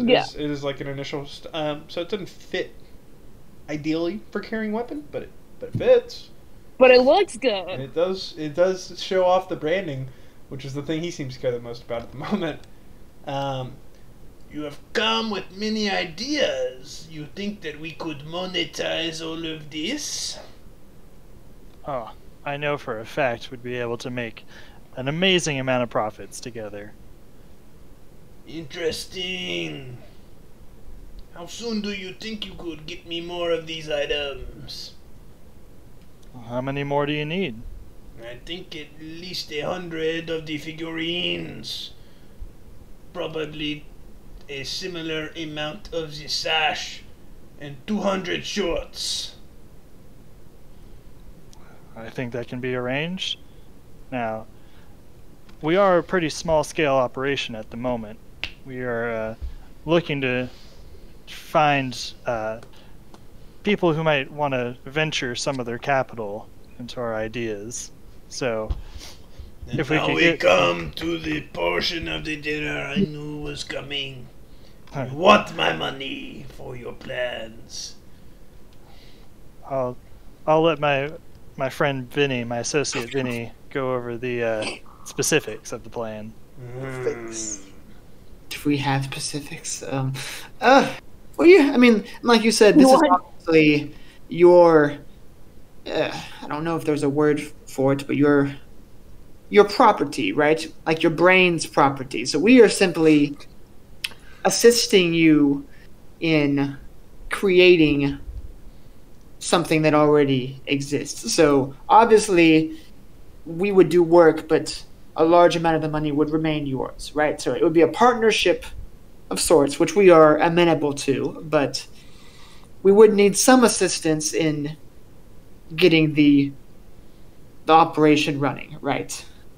So hopefully you could help us out with that, and we could just make it as easy as possible for you. We just bring you the stuff, you sell it, we all make money. Okay. I am thinking. I am intrigued. You can take the time you need to do some more research on how much. When do you think you could have the amount of items I asked of you available to me if I were to give you enough money to do so? I'm looking desperately around to see if anybody has any idea, because I have no idea. If you do not yet know, then perhaps we reconvene when you have ironed out the specifics. And then I will pay you. I do not need to jump into this in a hurry. I apologize for our hesitation here. It is You have simply shown me beautiful things and put a wonderful idea in my head. honestly your proposition for 100 figurines and 200 shirts and 100 sashes is above our wildest expectations. So that's why it's taking us a moment to do the mental math. This would be to distribute only the smallest amount to my various locations and see how well they sell. I imagine that we would be able to hire on additional help to get these things churned out for you. I do not care how it was done. Of course. I need an estimate on when you could have it done before I will pay. My first thought of looking at everybody else is maybe a month to get everything up in order. You could do this in a month. Well, I'm thinking of the the figurines especially, training someone or maybe a few people to help me out would take a little while, and after that it's pretty, you do one, you do the next one, you do the next one. It can get pretty quick. So on my end at least, I don't imagine it would be too hard to do, but maybe our sash expert or t-shirt expert would have some insight into how long it might take for them. That sounds fair to me as well, but I have to unfortunately step away here, so good luck to everybody else. Feel free to make Vinny say whatever you... I thought Vinny was stepping away. Yeah, I thought No. I need to step away, but Bye, Connor. by all means, You will be missed. get some business going. We're Peace out, probably y'all. just going to do a little bit longer in a shorter session since we're down to half. Yeah. But have fun at the Rockets game. Laters. Bye, y'all. Okay. Okay. You can have it ready in a month. I will give you 2,000 gold today to get started. Would that cover the costs? I do not know how much it costs to make these tiny figurines. I think 2,000 is a fine starting offer. Looking Yeah. over if no one else has objections to it, it seems Once agreeable I to have me. them, then we will try a preliminary sales attempt in various stores, and then depending on how they do, we will negotiate an ongoing deal for your providence of these things to me and how much you get in return. Or if you would rather, it could be a one-time lump sum where you sign these rights for these things to me and I will pay and handle all creation. Let's do this first batch and then see how things The shake first out batch after is that. happening regardless. This is Okay. merely the discussion of deal after. We will take that into consideration and figure out what strategy works best on our end as well before that decision needs to be made. I look forward to good news. I will need those in a month, though I am going to prepare my stores. All right. Alright. Shall we celebrate this agreement with another round? Of course! And yeah, there's wine and the food is excellent. It's a very good restaurant. You pick up over some time with speaking with him that it seems to be owned by Mr. Profashi. Food's great. Bryant is getting well and drunk off of Saurus's, what did he roll on? Fucking persuasion. 22 on persuasion. And he's working his charm up and getting the man to drink quite a bit. He's telling the deeds that we've done and all of our stories. Oh, adventurers and business acumen. A rare combination. Well, some of us might not want to be adventuring for the rest of our lives, so best to get started now. The calling of adventurers, you like patting his stomach, the calling of adventure never quite sat with me. But I have made my fortune nonetheless. Is there anything else y'all want to talk about with him? If not, you're just having essentially a pleasant dinner as it goes. And he'll let you on your way and see how well y'all do in this deal to build up or develop a relationship with him, as it were. I would say at some point, unless someone else starts the conversation, Salrose would start trying to turn the conversation in a certain direction. Say, I'm not going to do a Salrose voice, but say, Mr. Udona, while we have you here, and maybe we're nearing the end of our entree or our main course, says we've been in communication with Mr. Profaci. As he said, he has not only a fantastic restaurant here, but plenty of other dealings around town. We've been working with him on our own personal quests. With Mr. Profaci, yes. A good man. He's a great man. I think he's given us more than we could ever ask for. And recently, Mr. Profaci started telling us about another plan he has. A plan of Mr. Profaci's, eh? Make a wisdom Yeah. saving throw, Rocket. This is my best roll. Why? All right, so Okay. that's middling. Why do you think I would have asked you to make a wisdom saving throw right there? I know. God, because I know he's not a spellcaster, but that would probably be my first thought. Is he's trying to, No, no magic has hit you. Weasel's It's not way. that. yeah. You don't Is know? it- That's fine. I'm Keep super going, drunk? Keep going. I didn't mean to interrupt you. Go ahead. Okay. Yeah, and we have been in discussions with Mr. Pavachi about ideas for the future. Oh, what Mr. Pravachi thinks of the future of Kirkwall. I must hear this. I don't know if you heard about our Margo. most recent business dealings with him, but it involves reclaiming some of our friends and family who had been captured by I have not heard anything about this. Was it common knowledge in the city? some people knew, and word will certainly start getting out one way or another. And some chose for it to fall on deaf ears. Maybe that's why you haven't heard. I'm not saying you, but some The people. telltale signs of corruption. Exactly. Mr. Profaci is a noble man in many ways. And in other ways, he's not. But we've chosen to overlook some of his dealings because of this ardent desire to keep the free marches free, if you will.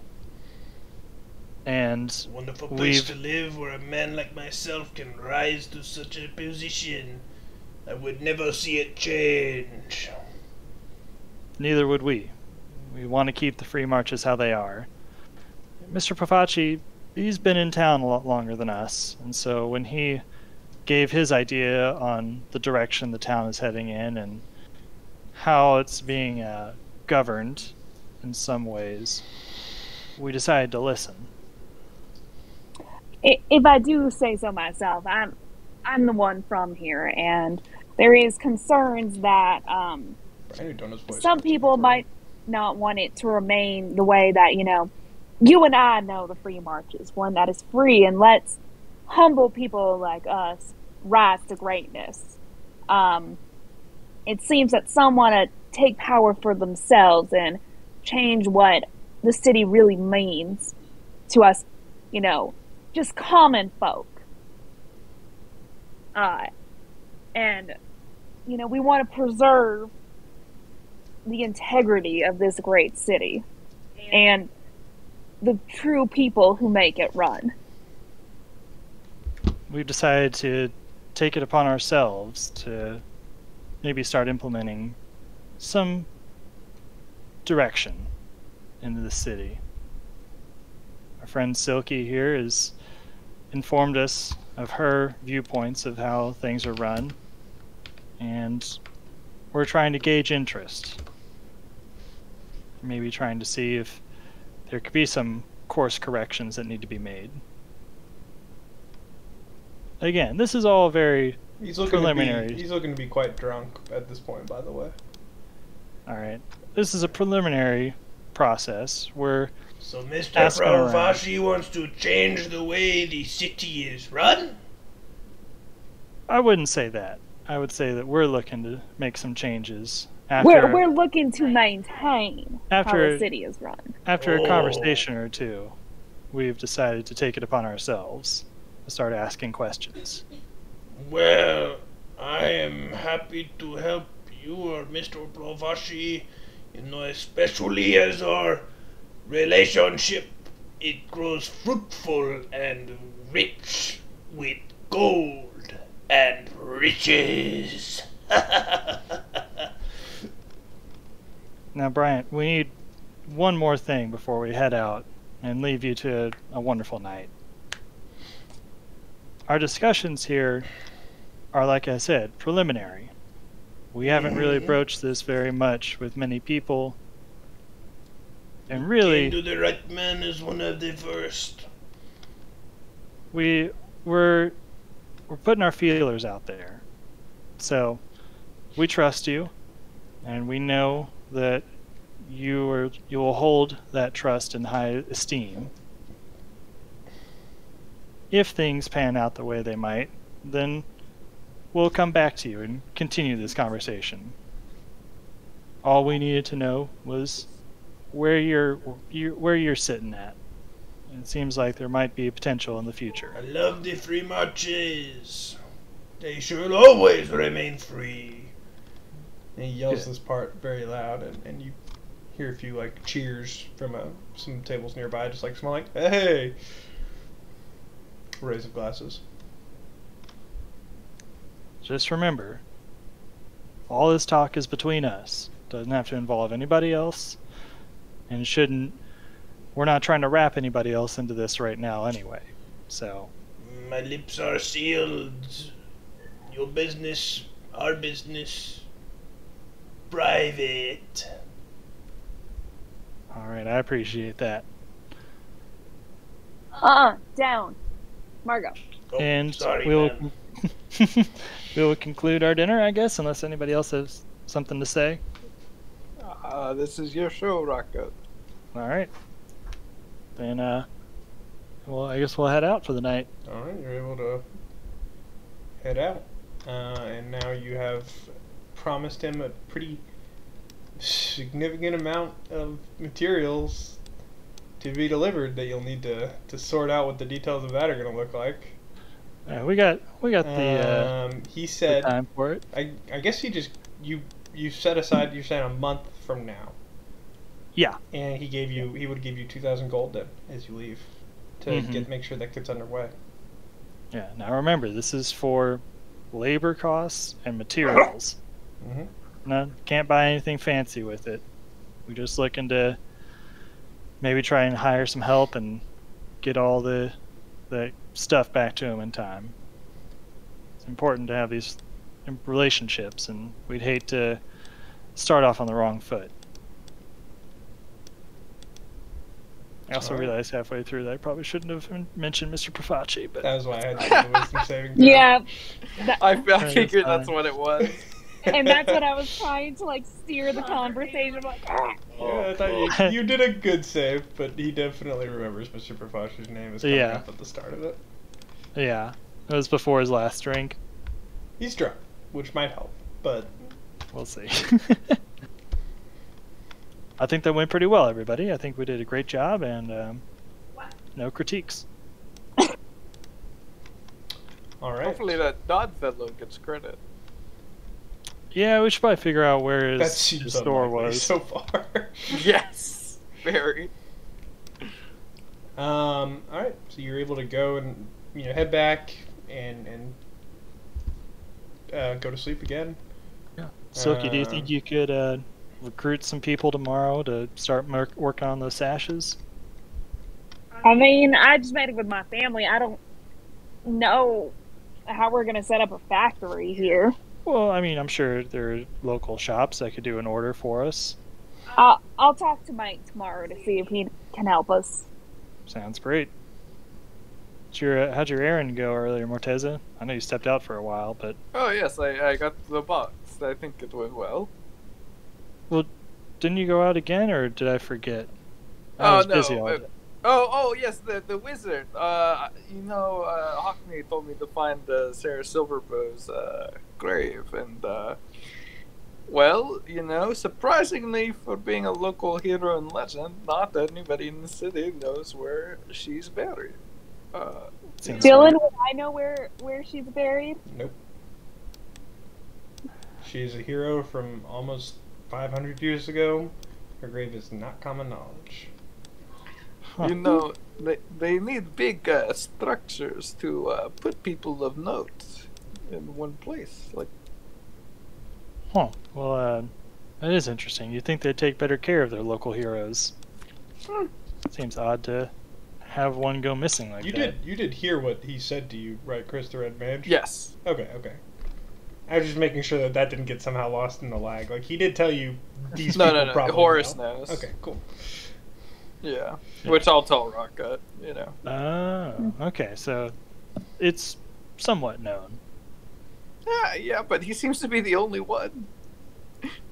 Well, that is strange, but I'm sure you can get to the bottom of it. Yeah, that's He'll be why fine. history is important. Did you get those skeletons squared away? Mostly. I'll have to visit them in the morning.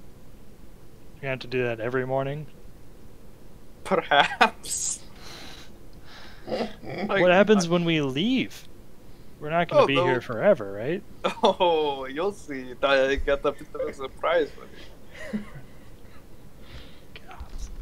This seems like such a terrible idea.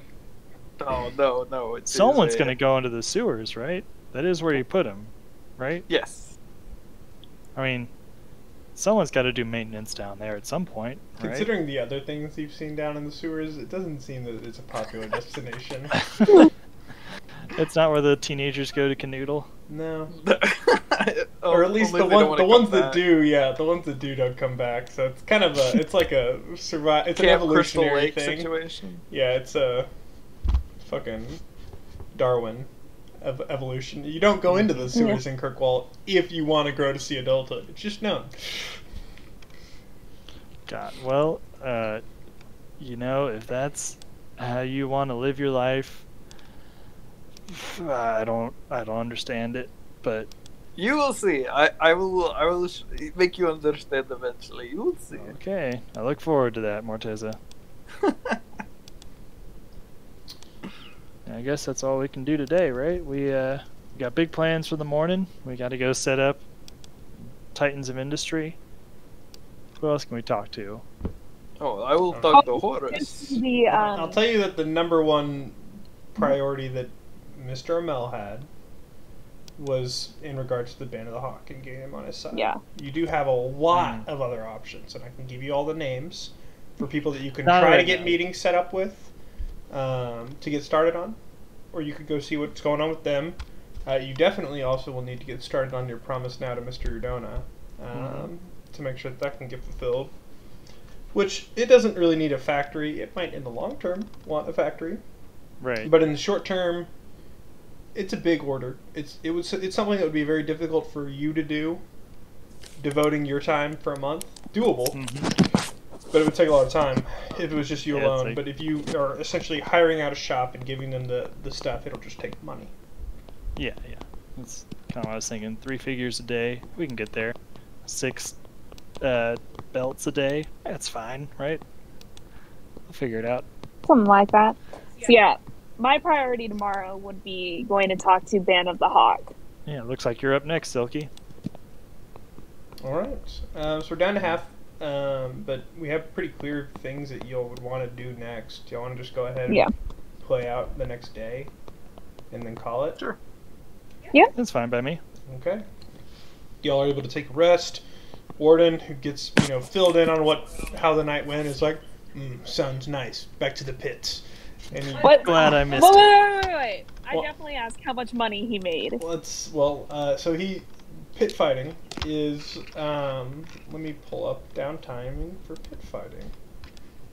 So pit fighting takes about a week for 3 attempts. If he wins 3 times, he would win 200 gold over a week. Once he would win 50. 2 times he wins 100. It's like he's their trainer. I will say at this point he's 1-1.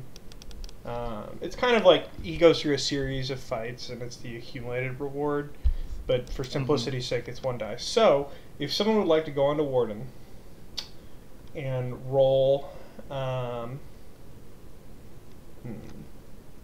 Betsy, you got it. Oh, Sam, you do it. Okay.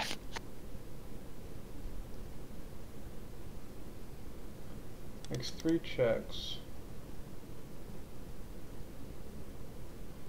He needs to make either a athletics check, an acrobatics check, a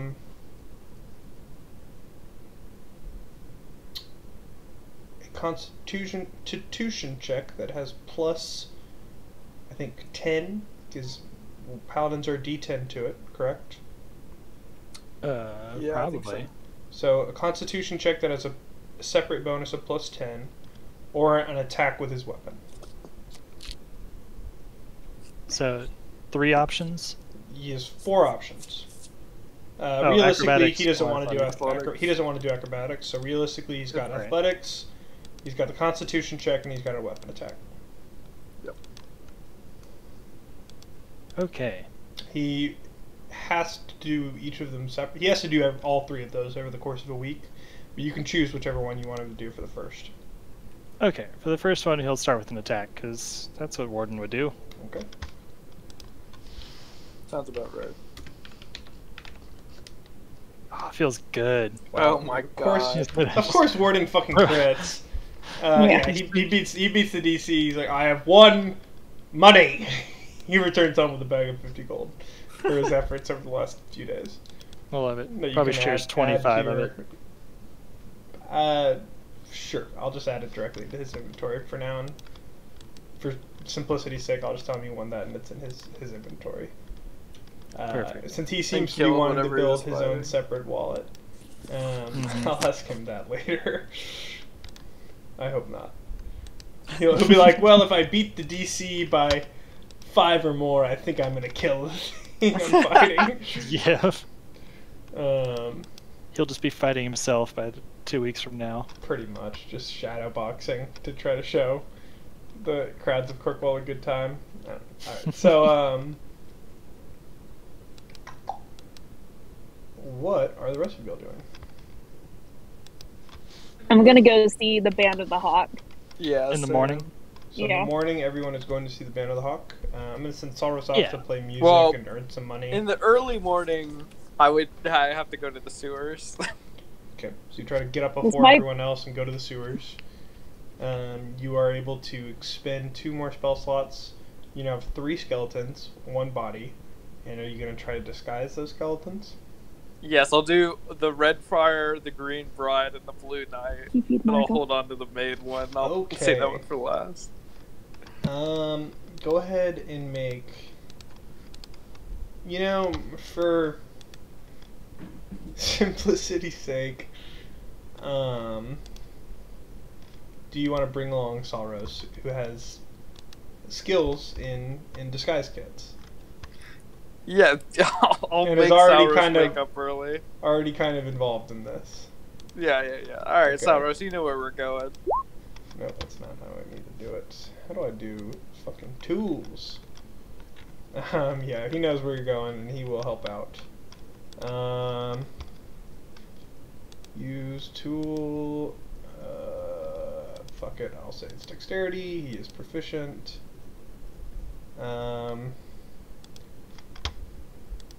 So what is that? 19 plus 7. So 1d20 plus 7. He has advantage because you bought these costumes. This is for the the red friar. You got a 20. This is for the green bride. 12 or 18. This is for the blue knight. 23. So the green bride is the one that looks not as good as the rest. It is still easily going to pass most cases of like a passing gaze. All of them are good enough for kind of a passing gaze, unless it's rock cuts, to not be recognized as skeletons underneath these costumes. Alright. But if I beat an 18 on an active perception check, whoever is perceiving this will figure out, that's not a woman, that's a skeleton. So keep that somewhere in your notes, because I'm going to ask you what the DC to figure out, and you can try again to do better on different costumes. Right. But for now, that's what it is in this initial stage. I'm adding a note. Okay, good. They look like trash. No one said they look good. They just needed to not look like skeletons. The costumes themselves are pretty dingy, unfortunately. I will say, going forward, if you want to buy better costumes, they can have bonuses to the disguise aside from just giving advantage. But that's what they did this time, is they gave I'm advantage. gonna seduce somebody with a skeleton. Oh, Rock baby. gut, rock. Strictly with Rockgut passively. The second two of these things walk in the room is gonna be like, "That's a skeleton. That's a skeleton," That's skeleton. Yep. But if you get rock, because their DC is Oh. 18 and 20, and Rockgut beats that every time. Vinny. Yeah, Vinny might fall Oh for it. yeah. Then you Uh, can practice finally.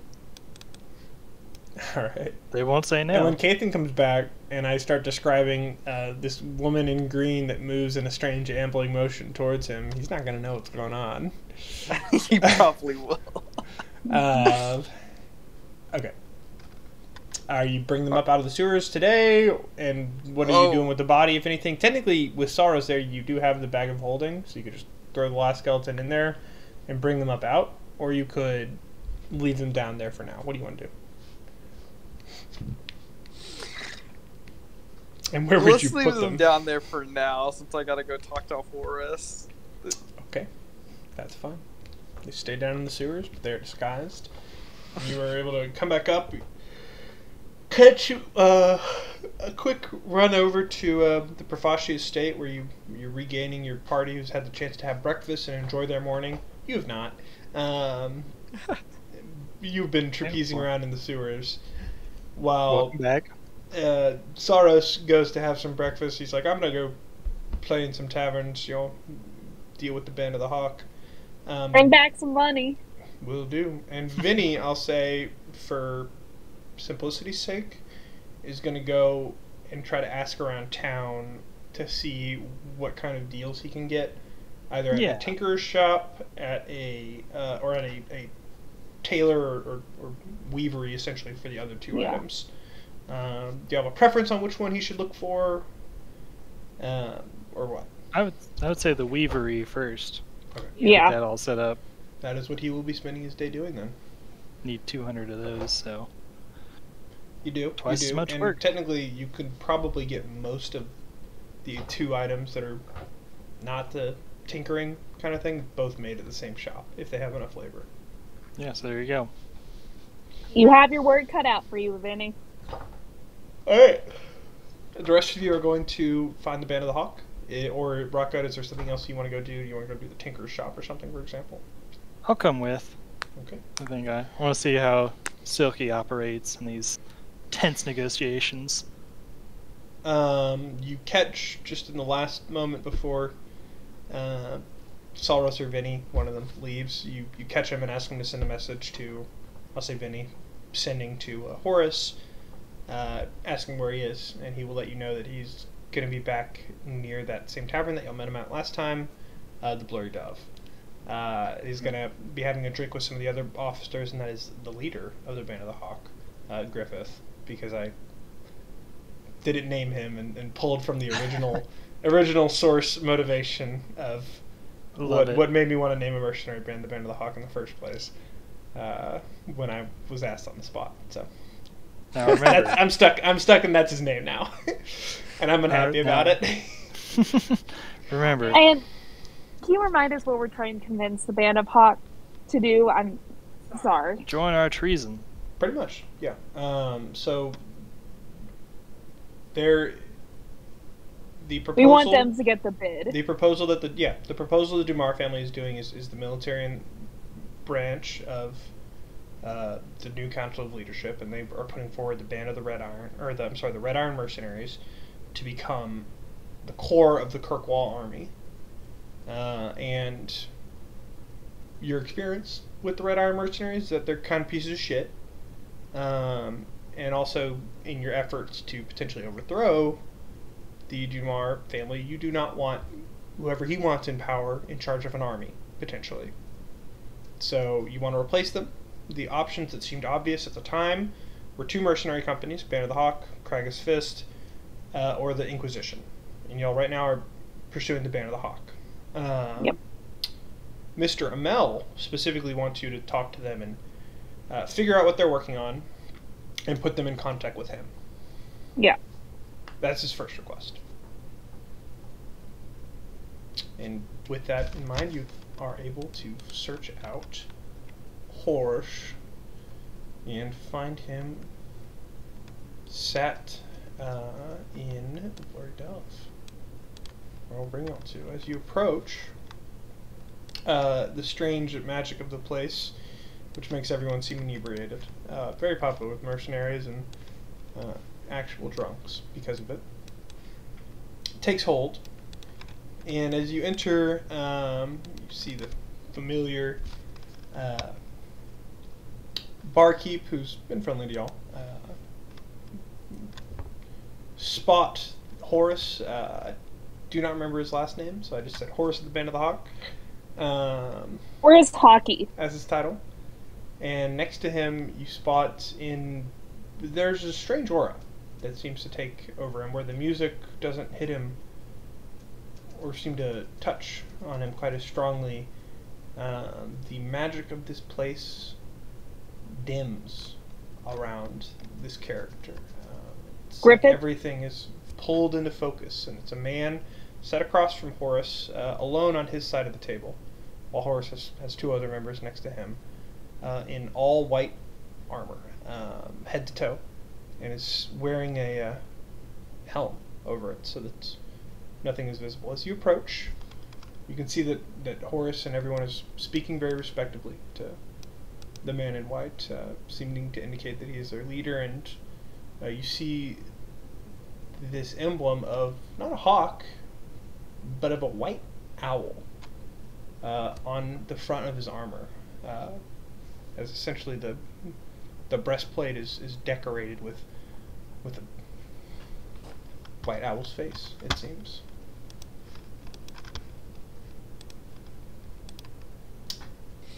Horace turns as you walk up. Hello, friends. It's good to see you all again. Got your message from Vinny. Howdy, Silky. I heard the good news, by the way, that your family is safe. Congratulations. I'm so sorry I wasn't able to help more. I have spoken to my leader here, and while we are about to head out, he's given me leave to help escort your family back home, if you know that's something that y'all are doing. I don't know what your plan is. So this is the leader of the Band of Hawk? Yes, this is Sir Griffith. I've sworn my sword to him and would do it many a time over. He's a great man. A little bit private, prefers to keep his helmet on, personal reasons, but you hear a fairly soft voice come out of the helmet. It turns to address you. Hello, my name is Griffith. It is a pleasure to speak to you all. Well, howdy, Griffith. It's a delight to meet you. Actually, it is perfect that we have you here, because we were hoping to talk to you, Horace, but even better, with you, Griffith, about the future of the Band of Hawk. Oh? Yeah. One moment, please. I'll stand up. Horace, is this a business proposition, potentially? I'm sorry, he's asking you, Sophie. Is this a business proposition? That's my bad. I said the wrong name. Sorry, one quick question. Dylan, are these... Is this a potential business proposition, or what do you mean?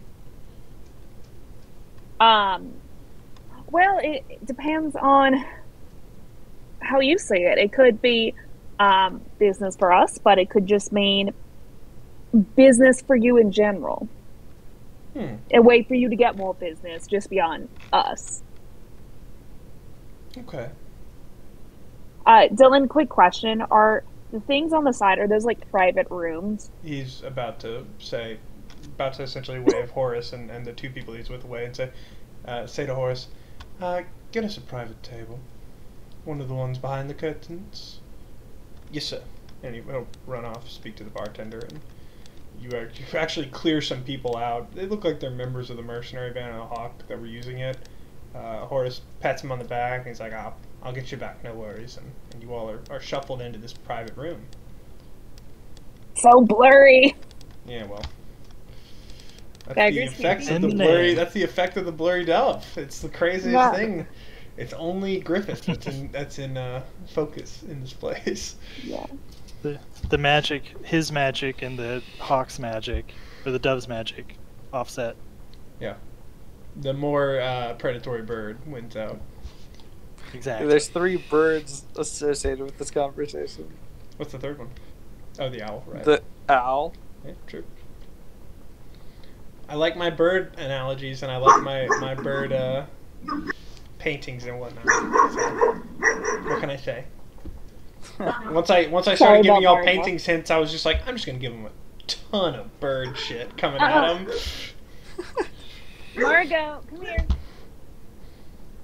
Everything's gonna be named after birds now. Let's see how long it takes for Bray to figure that one out, or Connor. Okay, so what are y'all talking about, if anything? I think the first piece of business I wanted to chat about is kind of what you mentioned earlier about helping escort my family. I want to make sure, you know, we're not interfering on what you're maybe currently working on as a mercenary. What other projects do you have going on? We have a few contracts that we've taken, 3 to be exact, and we plan to leave the city to see them through, make a pretty penny, and continue to build a name for ourselves before likely returning to Kirkwall. One of them is in the Brazilian forest, which is the forest your family comes from, Sophie. Near the outskirts, a good bit south of Starkhaven. There have been reports of a small village being bothered by creatures, tree creatures specifically, assaulting it, attacking its people in the night. We plan to send a small unit of our men, about 100 or so, to supplement their guard, and eventually we will seek an incursion into the forest to hunt down whatever may be at the root cause of this. Aside from that, 2 other projects. One is a gnoll infestation, good ways further out into the marches than either of the other 2 options. I'll be heading that one first, and personally with the majority of our band, as I want to burn them out. I think they're the biggest threat to the villages that they're near, as gnolls can be known to be cannibalistic. Want to see that one out first. And then we also have tale of a goblin army of some sort. It's a mixed military thing. Apparently they've taken up residency in some old abandoned fort. They haven't... Shut up, Chris.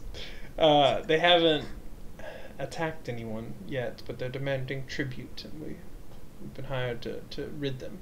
Since they're one of the less immediate threats, I'm going to just station some groups nearby to make sure they don't attack, and I'll try to deal with them probably after the gnolls, maybe after the forest as well, depending. And when do you think you'll be leaving on these excursions? A few days. Okay. Let me ask you this. What do you know about, is it the Chancellor? Sorry, I forgot the name. The head dude? The Viscount. The Viscount, thank you. What do you know about the Viscount's plans of putting army seats onto the council? It is an interesting one. I would be lying if I said I was not interested in the opportunity, as it's consistent work, what we already kind of specialize in, and a good chance to do right by, I suppose, the city. But they've chosen the Red Iron, is what I have heard. And I'll lean in, and that's what we want to talk to you about. They have not been officially chosen, and many are opposing that choice, and would like to see a different group potentially taking that role. And I've had some people on the council express an interest in the Band of the Hawk potentially taking that role. He will lean forward at this point. I would be interested and open to speaking to those people. Do you act as their liaison? at the moment, but they do have an interest in speaking with you, so maybe we can set up a meeting between you and them. Yes. Yes, I would like that very much. And I am happy to make myself available anytime in the next few days to see it happen. Perfect. What obviously our patron is a busy man. Mm-hmm. So we would have to work around his schedule, but what would be the best way for us to keep in contact and in case quick contact as well? He will, opening the side of his I guess this is like haversack. I don't know. He's got a little fanny pack deal. He'll pop it open and That was a feather. He pulls out a stone. Stone. Is it Smooth for the most part, but you can see that there's some intricate carvings on one side of it, and he'll hand it to you. And he holds up another one that looks just like it. You can reach me anytime with that. It'll speak directly into this stone. I'll slip it back in. Yeah, I'll put it in my chest pocket. Don't lose that now. I just had it made, and we're looking to get a few more of them to facilitate with on-the-battlefield communications. But for this, I think happy to lend it. Perfect. I haven't been on the battlefield. I know how important communication is, so I will keep it safe. All right. I look forward to hearing from you then. Yes, and if anyone asks, this conversation was just about escorting my family safely. Of course. We've worked on some discrete projects before. I have no issue there. Perfect. Well, I'll try to get in contact with you either later today or sometime tomorrow. All right. You're able to, with that, leave, and for simplicity's sake, just because let's just make it simple. We can RP like 5 different phone calls where you're trying to make the connections, but I'll say that y'all are able to go back to Mr. Amel's office in the port, and he is very on board, very amenable. Griffith, you're on speakerphone. Yeah, we're not. No. You're able to set up. You're able to set up a meeting for tomorrow morning between the two of them. He wants to just be in private with just them, but what he tells you right now is would you tell him about the other contracts that the Band of the Hawk has taken on? Yes, because he was asking about them earlier. Okay. So, upon mention of those, he will tell you, I'm going to try to set up a preliminary deal with Griffith. I want their band, when they come back, to be under my contract until we can get them ideally under the city's contract as the essentially chosen lead military branch. Mm-hmm. What I would like of you all is to join them on these missions. Try to either help them complete them, or at least get a feel for how they work, what kind of band they really are, so you can come back and give a report to me. You would be joining them as a liaison of my own. And since we've now hit sort of the next, shall we say, stage of our business, I think that some proper payment is in order for the efforts you all have gone through for me. And he will slide over what seems to be a small wallet to you all. I will graciously accept this. That is referred to as a wallet of holding. A wallet of holding? Ooh. Yeah. It only, unfortunately, takes coins, but you can store a good number of them, and you won't have to deal with a heavy pouch of gold. And mind you, I intend to make sure that if this goes through, that you will have the wealth to be concerned about such pouches. You'll find a paltry sum inside, and I hope that we continue to do business together. And if you were to open said wallet, which it is essentially a bag of holding, but like a little small pouch. Yeah. That's specifically meant for coins. Harry. It does not talk, unfortunately. No, I'm gonna call it Carrie. Carrie in our stuff. But there's 300 platinum in there. Oh shit! And boy. Silky may not tell Vinny about that. Hey, there's this really fancy shield I saw. Then we just Okay, wait, how- make a detour. 300 platinum is equal to 3,000 gold, so you still got a ways to go, buddy. Are we gonna buy? Can we buy something? Can we buy Warden a shield He already on has our one. way there? He has a shield, just not a magical Wait, shield. what's the thing he really wanted? The goggles, the nighttime vision goggles was what he asked for. Yeah. Yeah, y'all will have the opportunity to spend some of this gold if you want before you leave the city. But for now, We just wanted to surprise what the- everyone. That's all. what the proposal is for the next part of your journeys is to help the Band of the Hawk on some, if not all, of the missions that they're going to do. Yeah.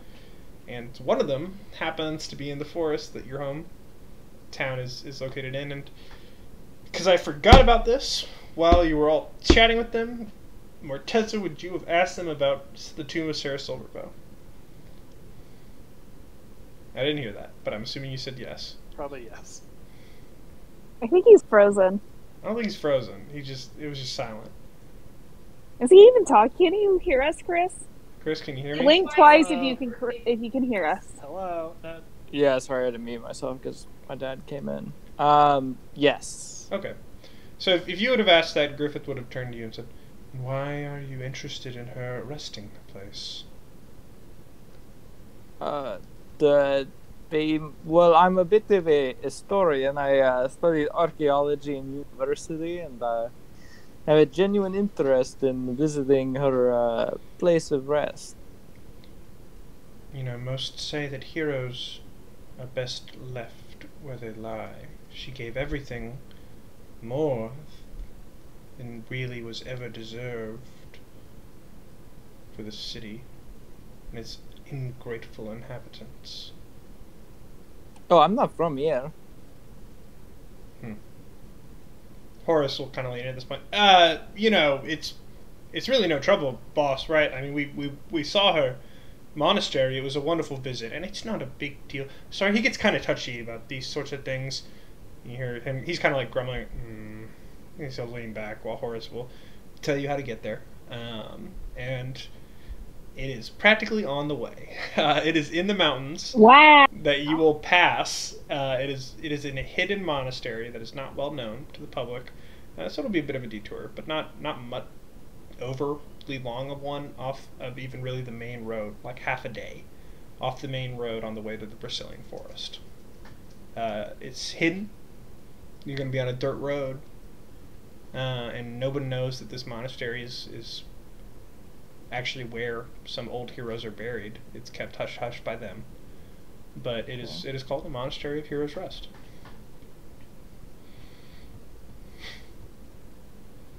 And yeah, he will tell you where that is, and again mention that he's happy to even help y'all get there, as he's asked for some degree of leave to help escort your family, and it was granted by Griffith. So Gotcha. Great. Perfect. Oh, another successful day. And that will close out this session. Hey, Nice. we got money. You did. I've given you a fuck ton of money as Good bit of money. these deals are starting to. When you start to make these little promises and these progress towards these deals, people are going to invest in you. But in return, you need to meet their expectations. Yep. So. You said it was 3. Take the money and run. Oh, take the money and run. It was 300 platinum, 300 platinum. 2,000 gold from Bryant. Yeah. Easy enough. So I guess next time we'll be just setting up our. So you next time, industry. yeah. My expectations for next session is I'm sure one of you is going to go shopping for a second. You're going to set up your industry to be able to deal with that for the next month and churn out those orders. Mhm. And you're probably going to leave Kirkwall. Because Yeah. I would imagine you're going to go Yeah. on this quest with the Band of Hawk. So you're going to, while you're setting up your industry in mind, you're going to need to keep in mind what is going to happen there if you aren't back in time. You could potentially ask for help from the Profashi family with connections. Breeze. We want or Breeze with to run our delivering mission. stuff. Breeze is totally the most reliable one that you should ask for that kind of thing. Yeah, for sure. So yeah. And Dylan, I guess a heads up. I'm probably gonna want to bring at least like Mank and or Vinny Jr. on the trip home, just for them. That's Because I fine. don't know if little Vinny's ever been to the forest. So it is worth noting that the other thing you're doing is going to be, essentially helping with mercenary work. And Yeah. while bandits in town might threaten a child, they're not normally going to kill a child because they're intelligent. They know that's going to provoke some wrath. A hungry monster, and you would know this, is, if anything, way more likely to attack the weakest target. So there's some danger in bringing children out into the wilderness, out and like that. So you could certainly take him, and your tribe would be a safe spot for him. But you might not want to. You might want to leave him there for a little bit, and not then take him on any parts of the mercenary portion of the adventure. Yeah. Is what I mean. Yeah. Luckily, Denim is the youngest. True, and Denim has to go anyway, so let's just go kill Denim. Yeah. I can't. Oh man, that'd be so cruel. Denim survives the Hydra, and then just one wolf gets her on the way out of Kirkwall. Unfortunate. Oof. Possible, but and you could, you can maybe ask for more members of the Band of the Hawk to guard the family at least as guard the family. Yeah, probably will ask that. Fair enough. Fair as a request, I think. But yeah, that is it for this week. Hope y'all had a good time. Hope you're interested in what's to come. I was laughing. I'm like, of course, we have the DM who's the one business major in the group, like asking all these business questions. He was evaluating what equity do you want in this? Lump sum? I didn't want to make like, it complicated, but it's legitimate. I mean, if you set this up and you do it right, do you want to constantly get some money over time that is just like with your characters for years, or do you just want to sell all the idea to him and just get one big payment? I don't know which one's more valuable because I have not done any of that. Can you please submit us a financial report by next session? Yes, I mean, lump sum's probably I will have better. I will have the model built out to show you exactly what's going to happen over time. I would say, for the sake of a D&D game, lump sum is way more straightforward. If you're going to make a point of coming back to Kirkwall and visiting, and I am trying to go for a game where time passes, so it's possible that you might make more money in the long run than you would on the lump sum deal, but you're a lot more likely to get a huge lump sum front. Yep. So we'll have to have those discussions on the road, I guess. Basically, in the long term, the deal where you make it over time is going to make you more money. Yeah. But is it going to be a long term enough to actually matter while we play this game? I don't know. Have Mortese go and rent out some books from the library on business and economics, and we just take a 101 course as we're traveling. Yep. Totally possible. Is there anything in particular, aside from what we already mentioned, what I talked about, that y'all are wanting to try to accomplish? I'm going to want to make little Vinny a great axe. Ooh. Like a mini great axe to fit his frame. And maybe one for flannel as well. You could certainly go visit your favorite weaponsmith / armorer. Yeah, now that we have money. Mm-hmm. Yeah. I'm good with that. And any particular magical items that y'all have seen or want to try to buy or anything like that as well would be great. Yeah, I'll look over stuff, but I think I'm good to go. Yeah. I need a pee, so I'm ready to wrap this up. Before we go, since Betsy's got to pee, I'm just going to make y'all wait a little longer. What weekend are y'all going to be in town for Christmas time-ish? Or when in general are you going to be in town for Christmas? The 24th through the 31st, minus I will not be in Houston the 28th and 30th. Through the 30th. Okay, cool. I think right now it's the 23rd through the 26th. Oh wow, so it basically has to be the weekend of Christmas. If we were to try to do an in-person session, that'd be hard. Maybe the 26th. I think it would be fun though, because I want to try. Yeah, I think it would too. I found a little drink called the Gingerbread Man that's very Christmas themed that we could start making. It fucking looked delicious. It's like schnapps and all kind of Oh, I thought you were talking about like the bar. Oh yeah, no, I like that bar, but no, not what I was referring to. A literal drink that we could just make at home while playing. I'll bring ugly sweaters and pajama pants. I got extra. We have ugly to dress sweaters up for as everyone. our characters. I will be doing Blueface. Oh yeah, cosplays, rock that. She's gonna come as a member of the Blue Man Group and just actually be completely silent but covered in blue paint. You know that would never be able to happen. I'd be really impressed. I'd be super impressed. But anyway, yeah, that's it. Thank y'all. We'll figure out. I definitely want to do an in-person session, and we'll figure it out. Y'all have a good one. Okay, there. Cool. All right. Bye.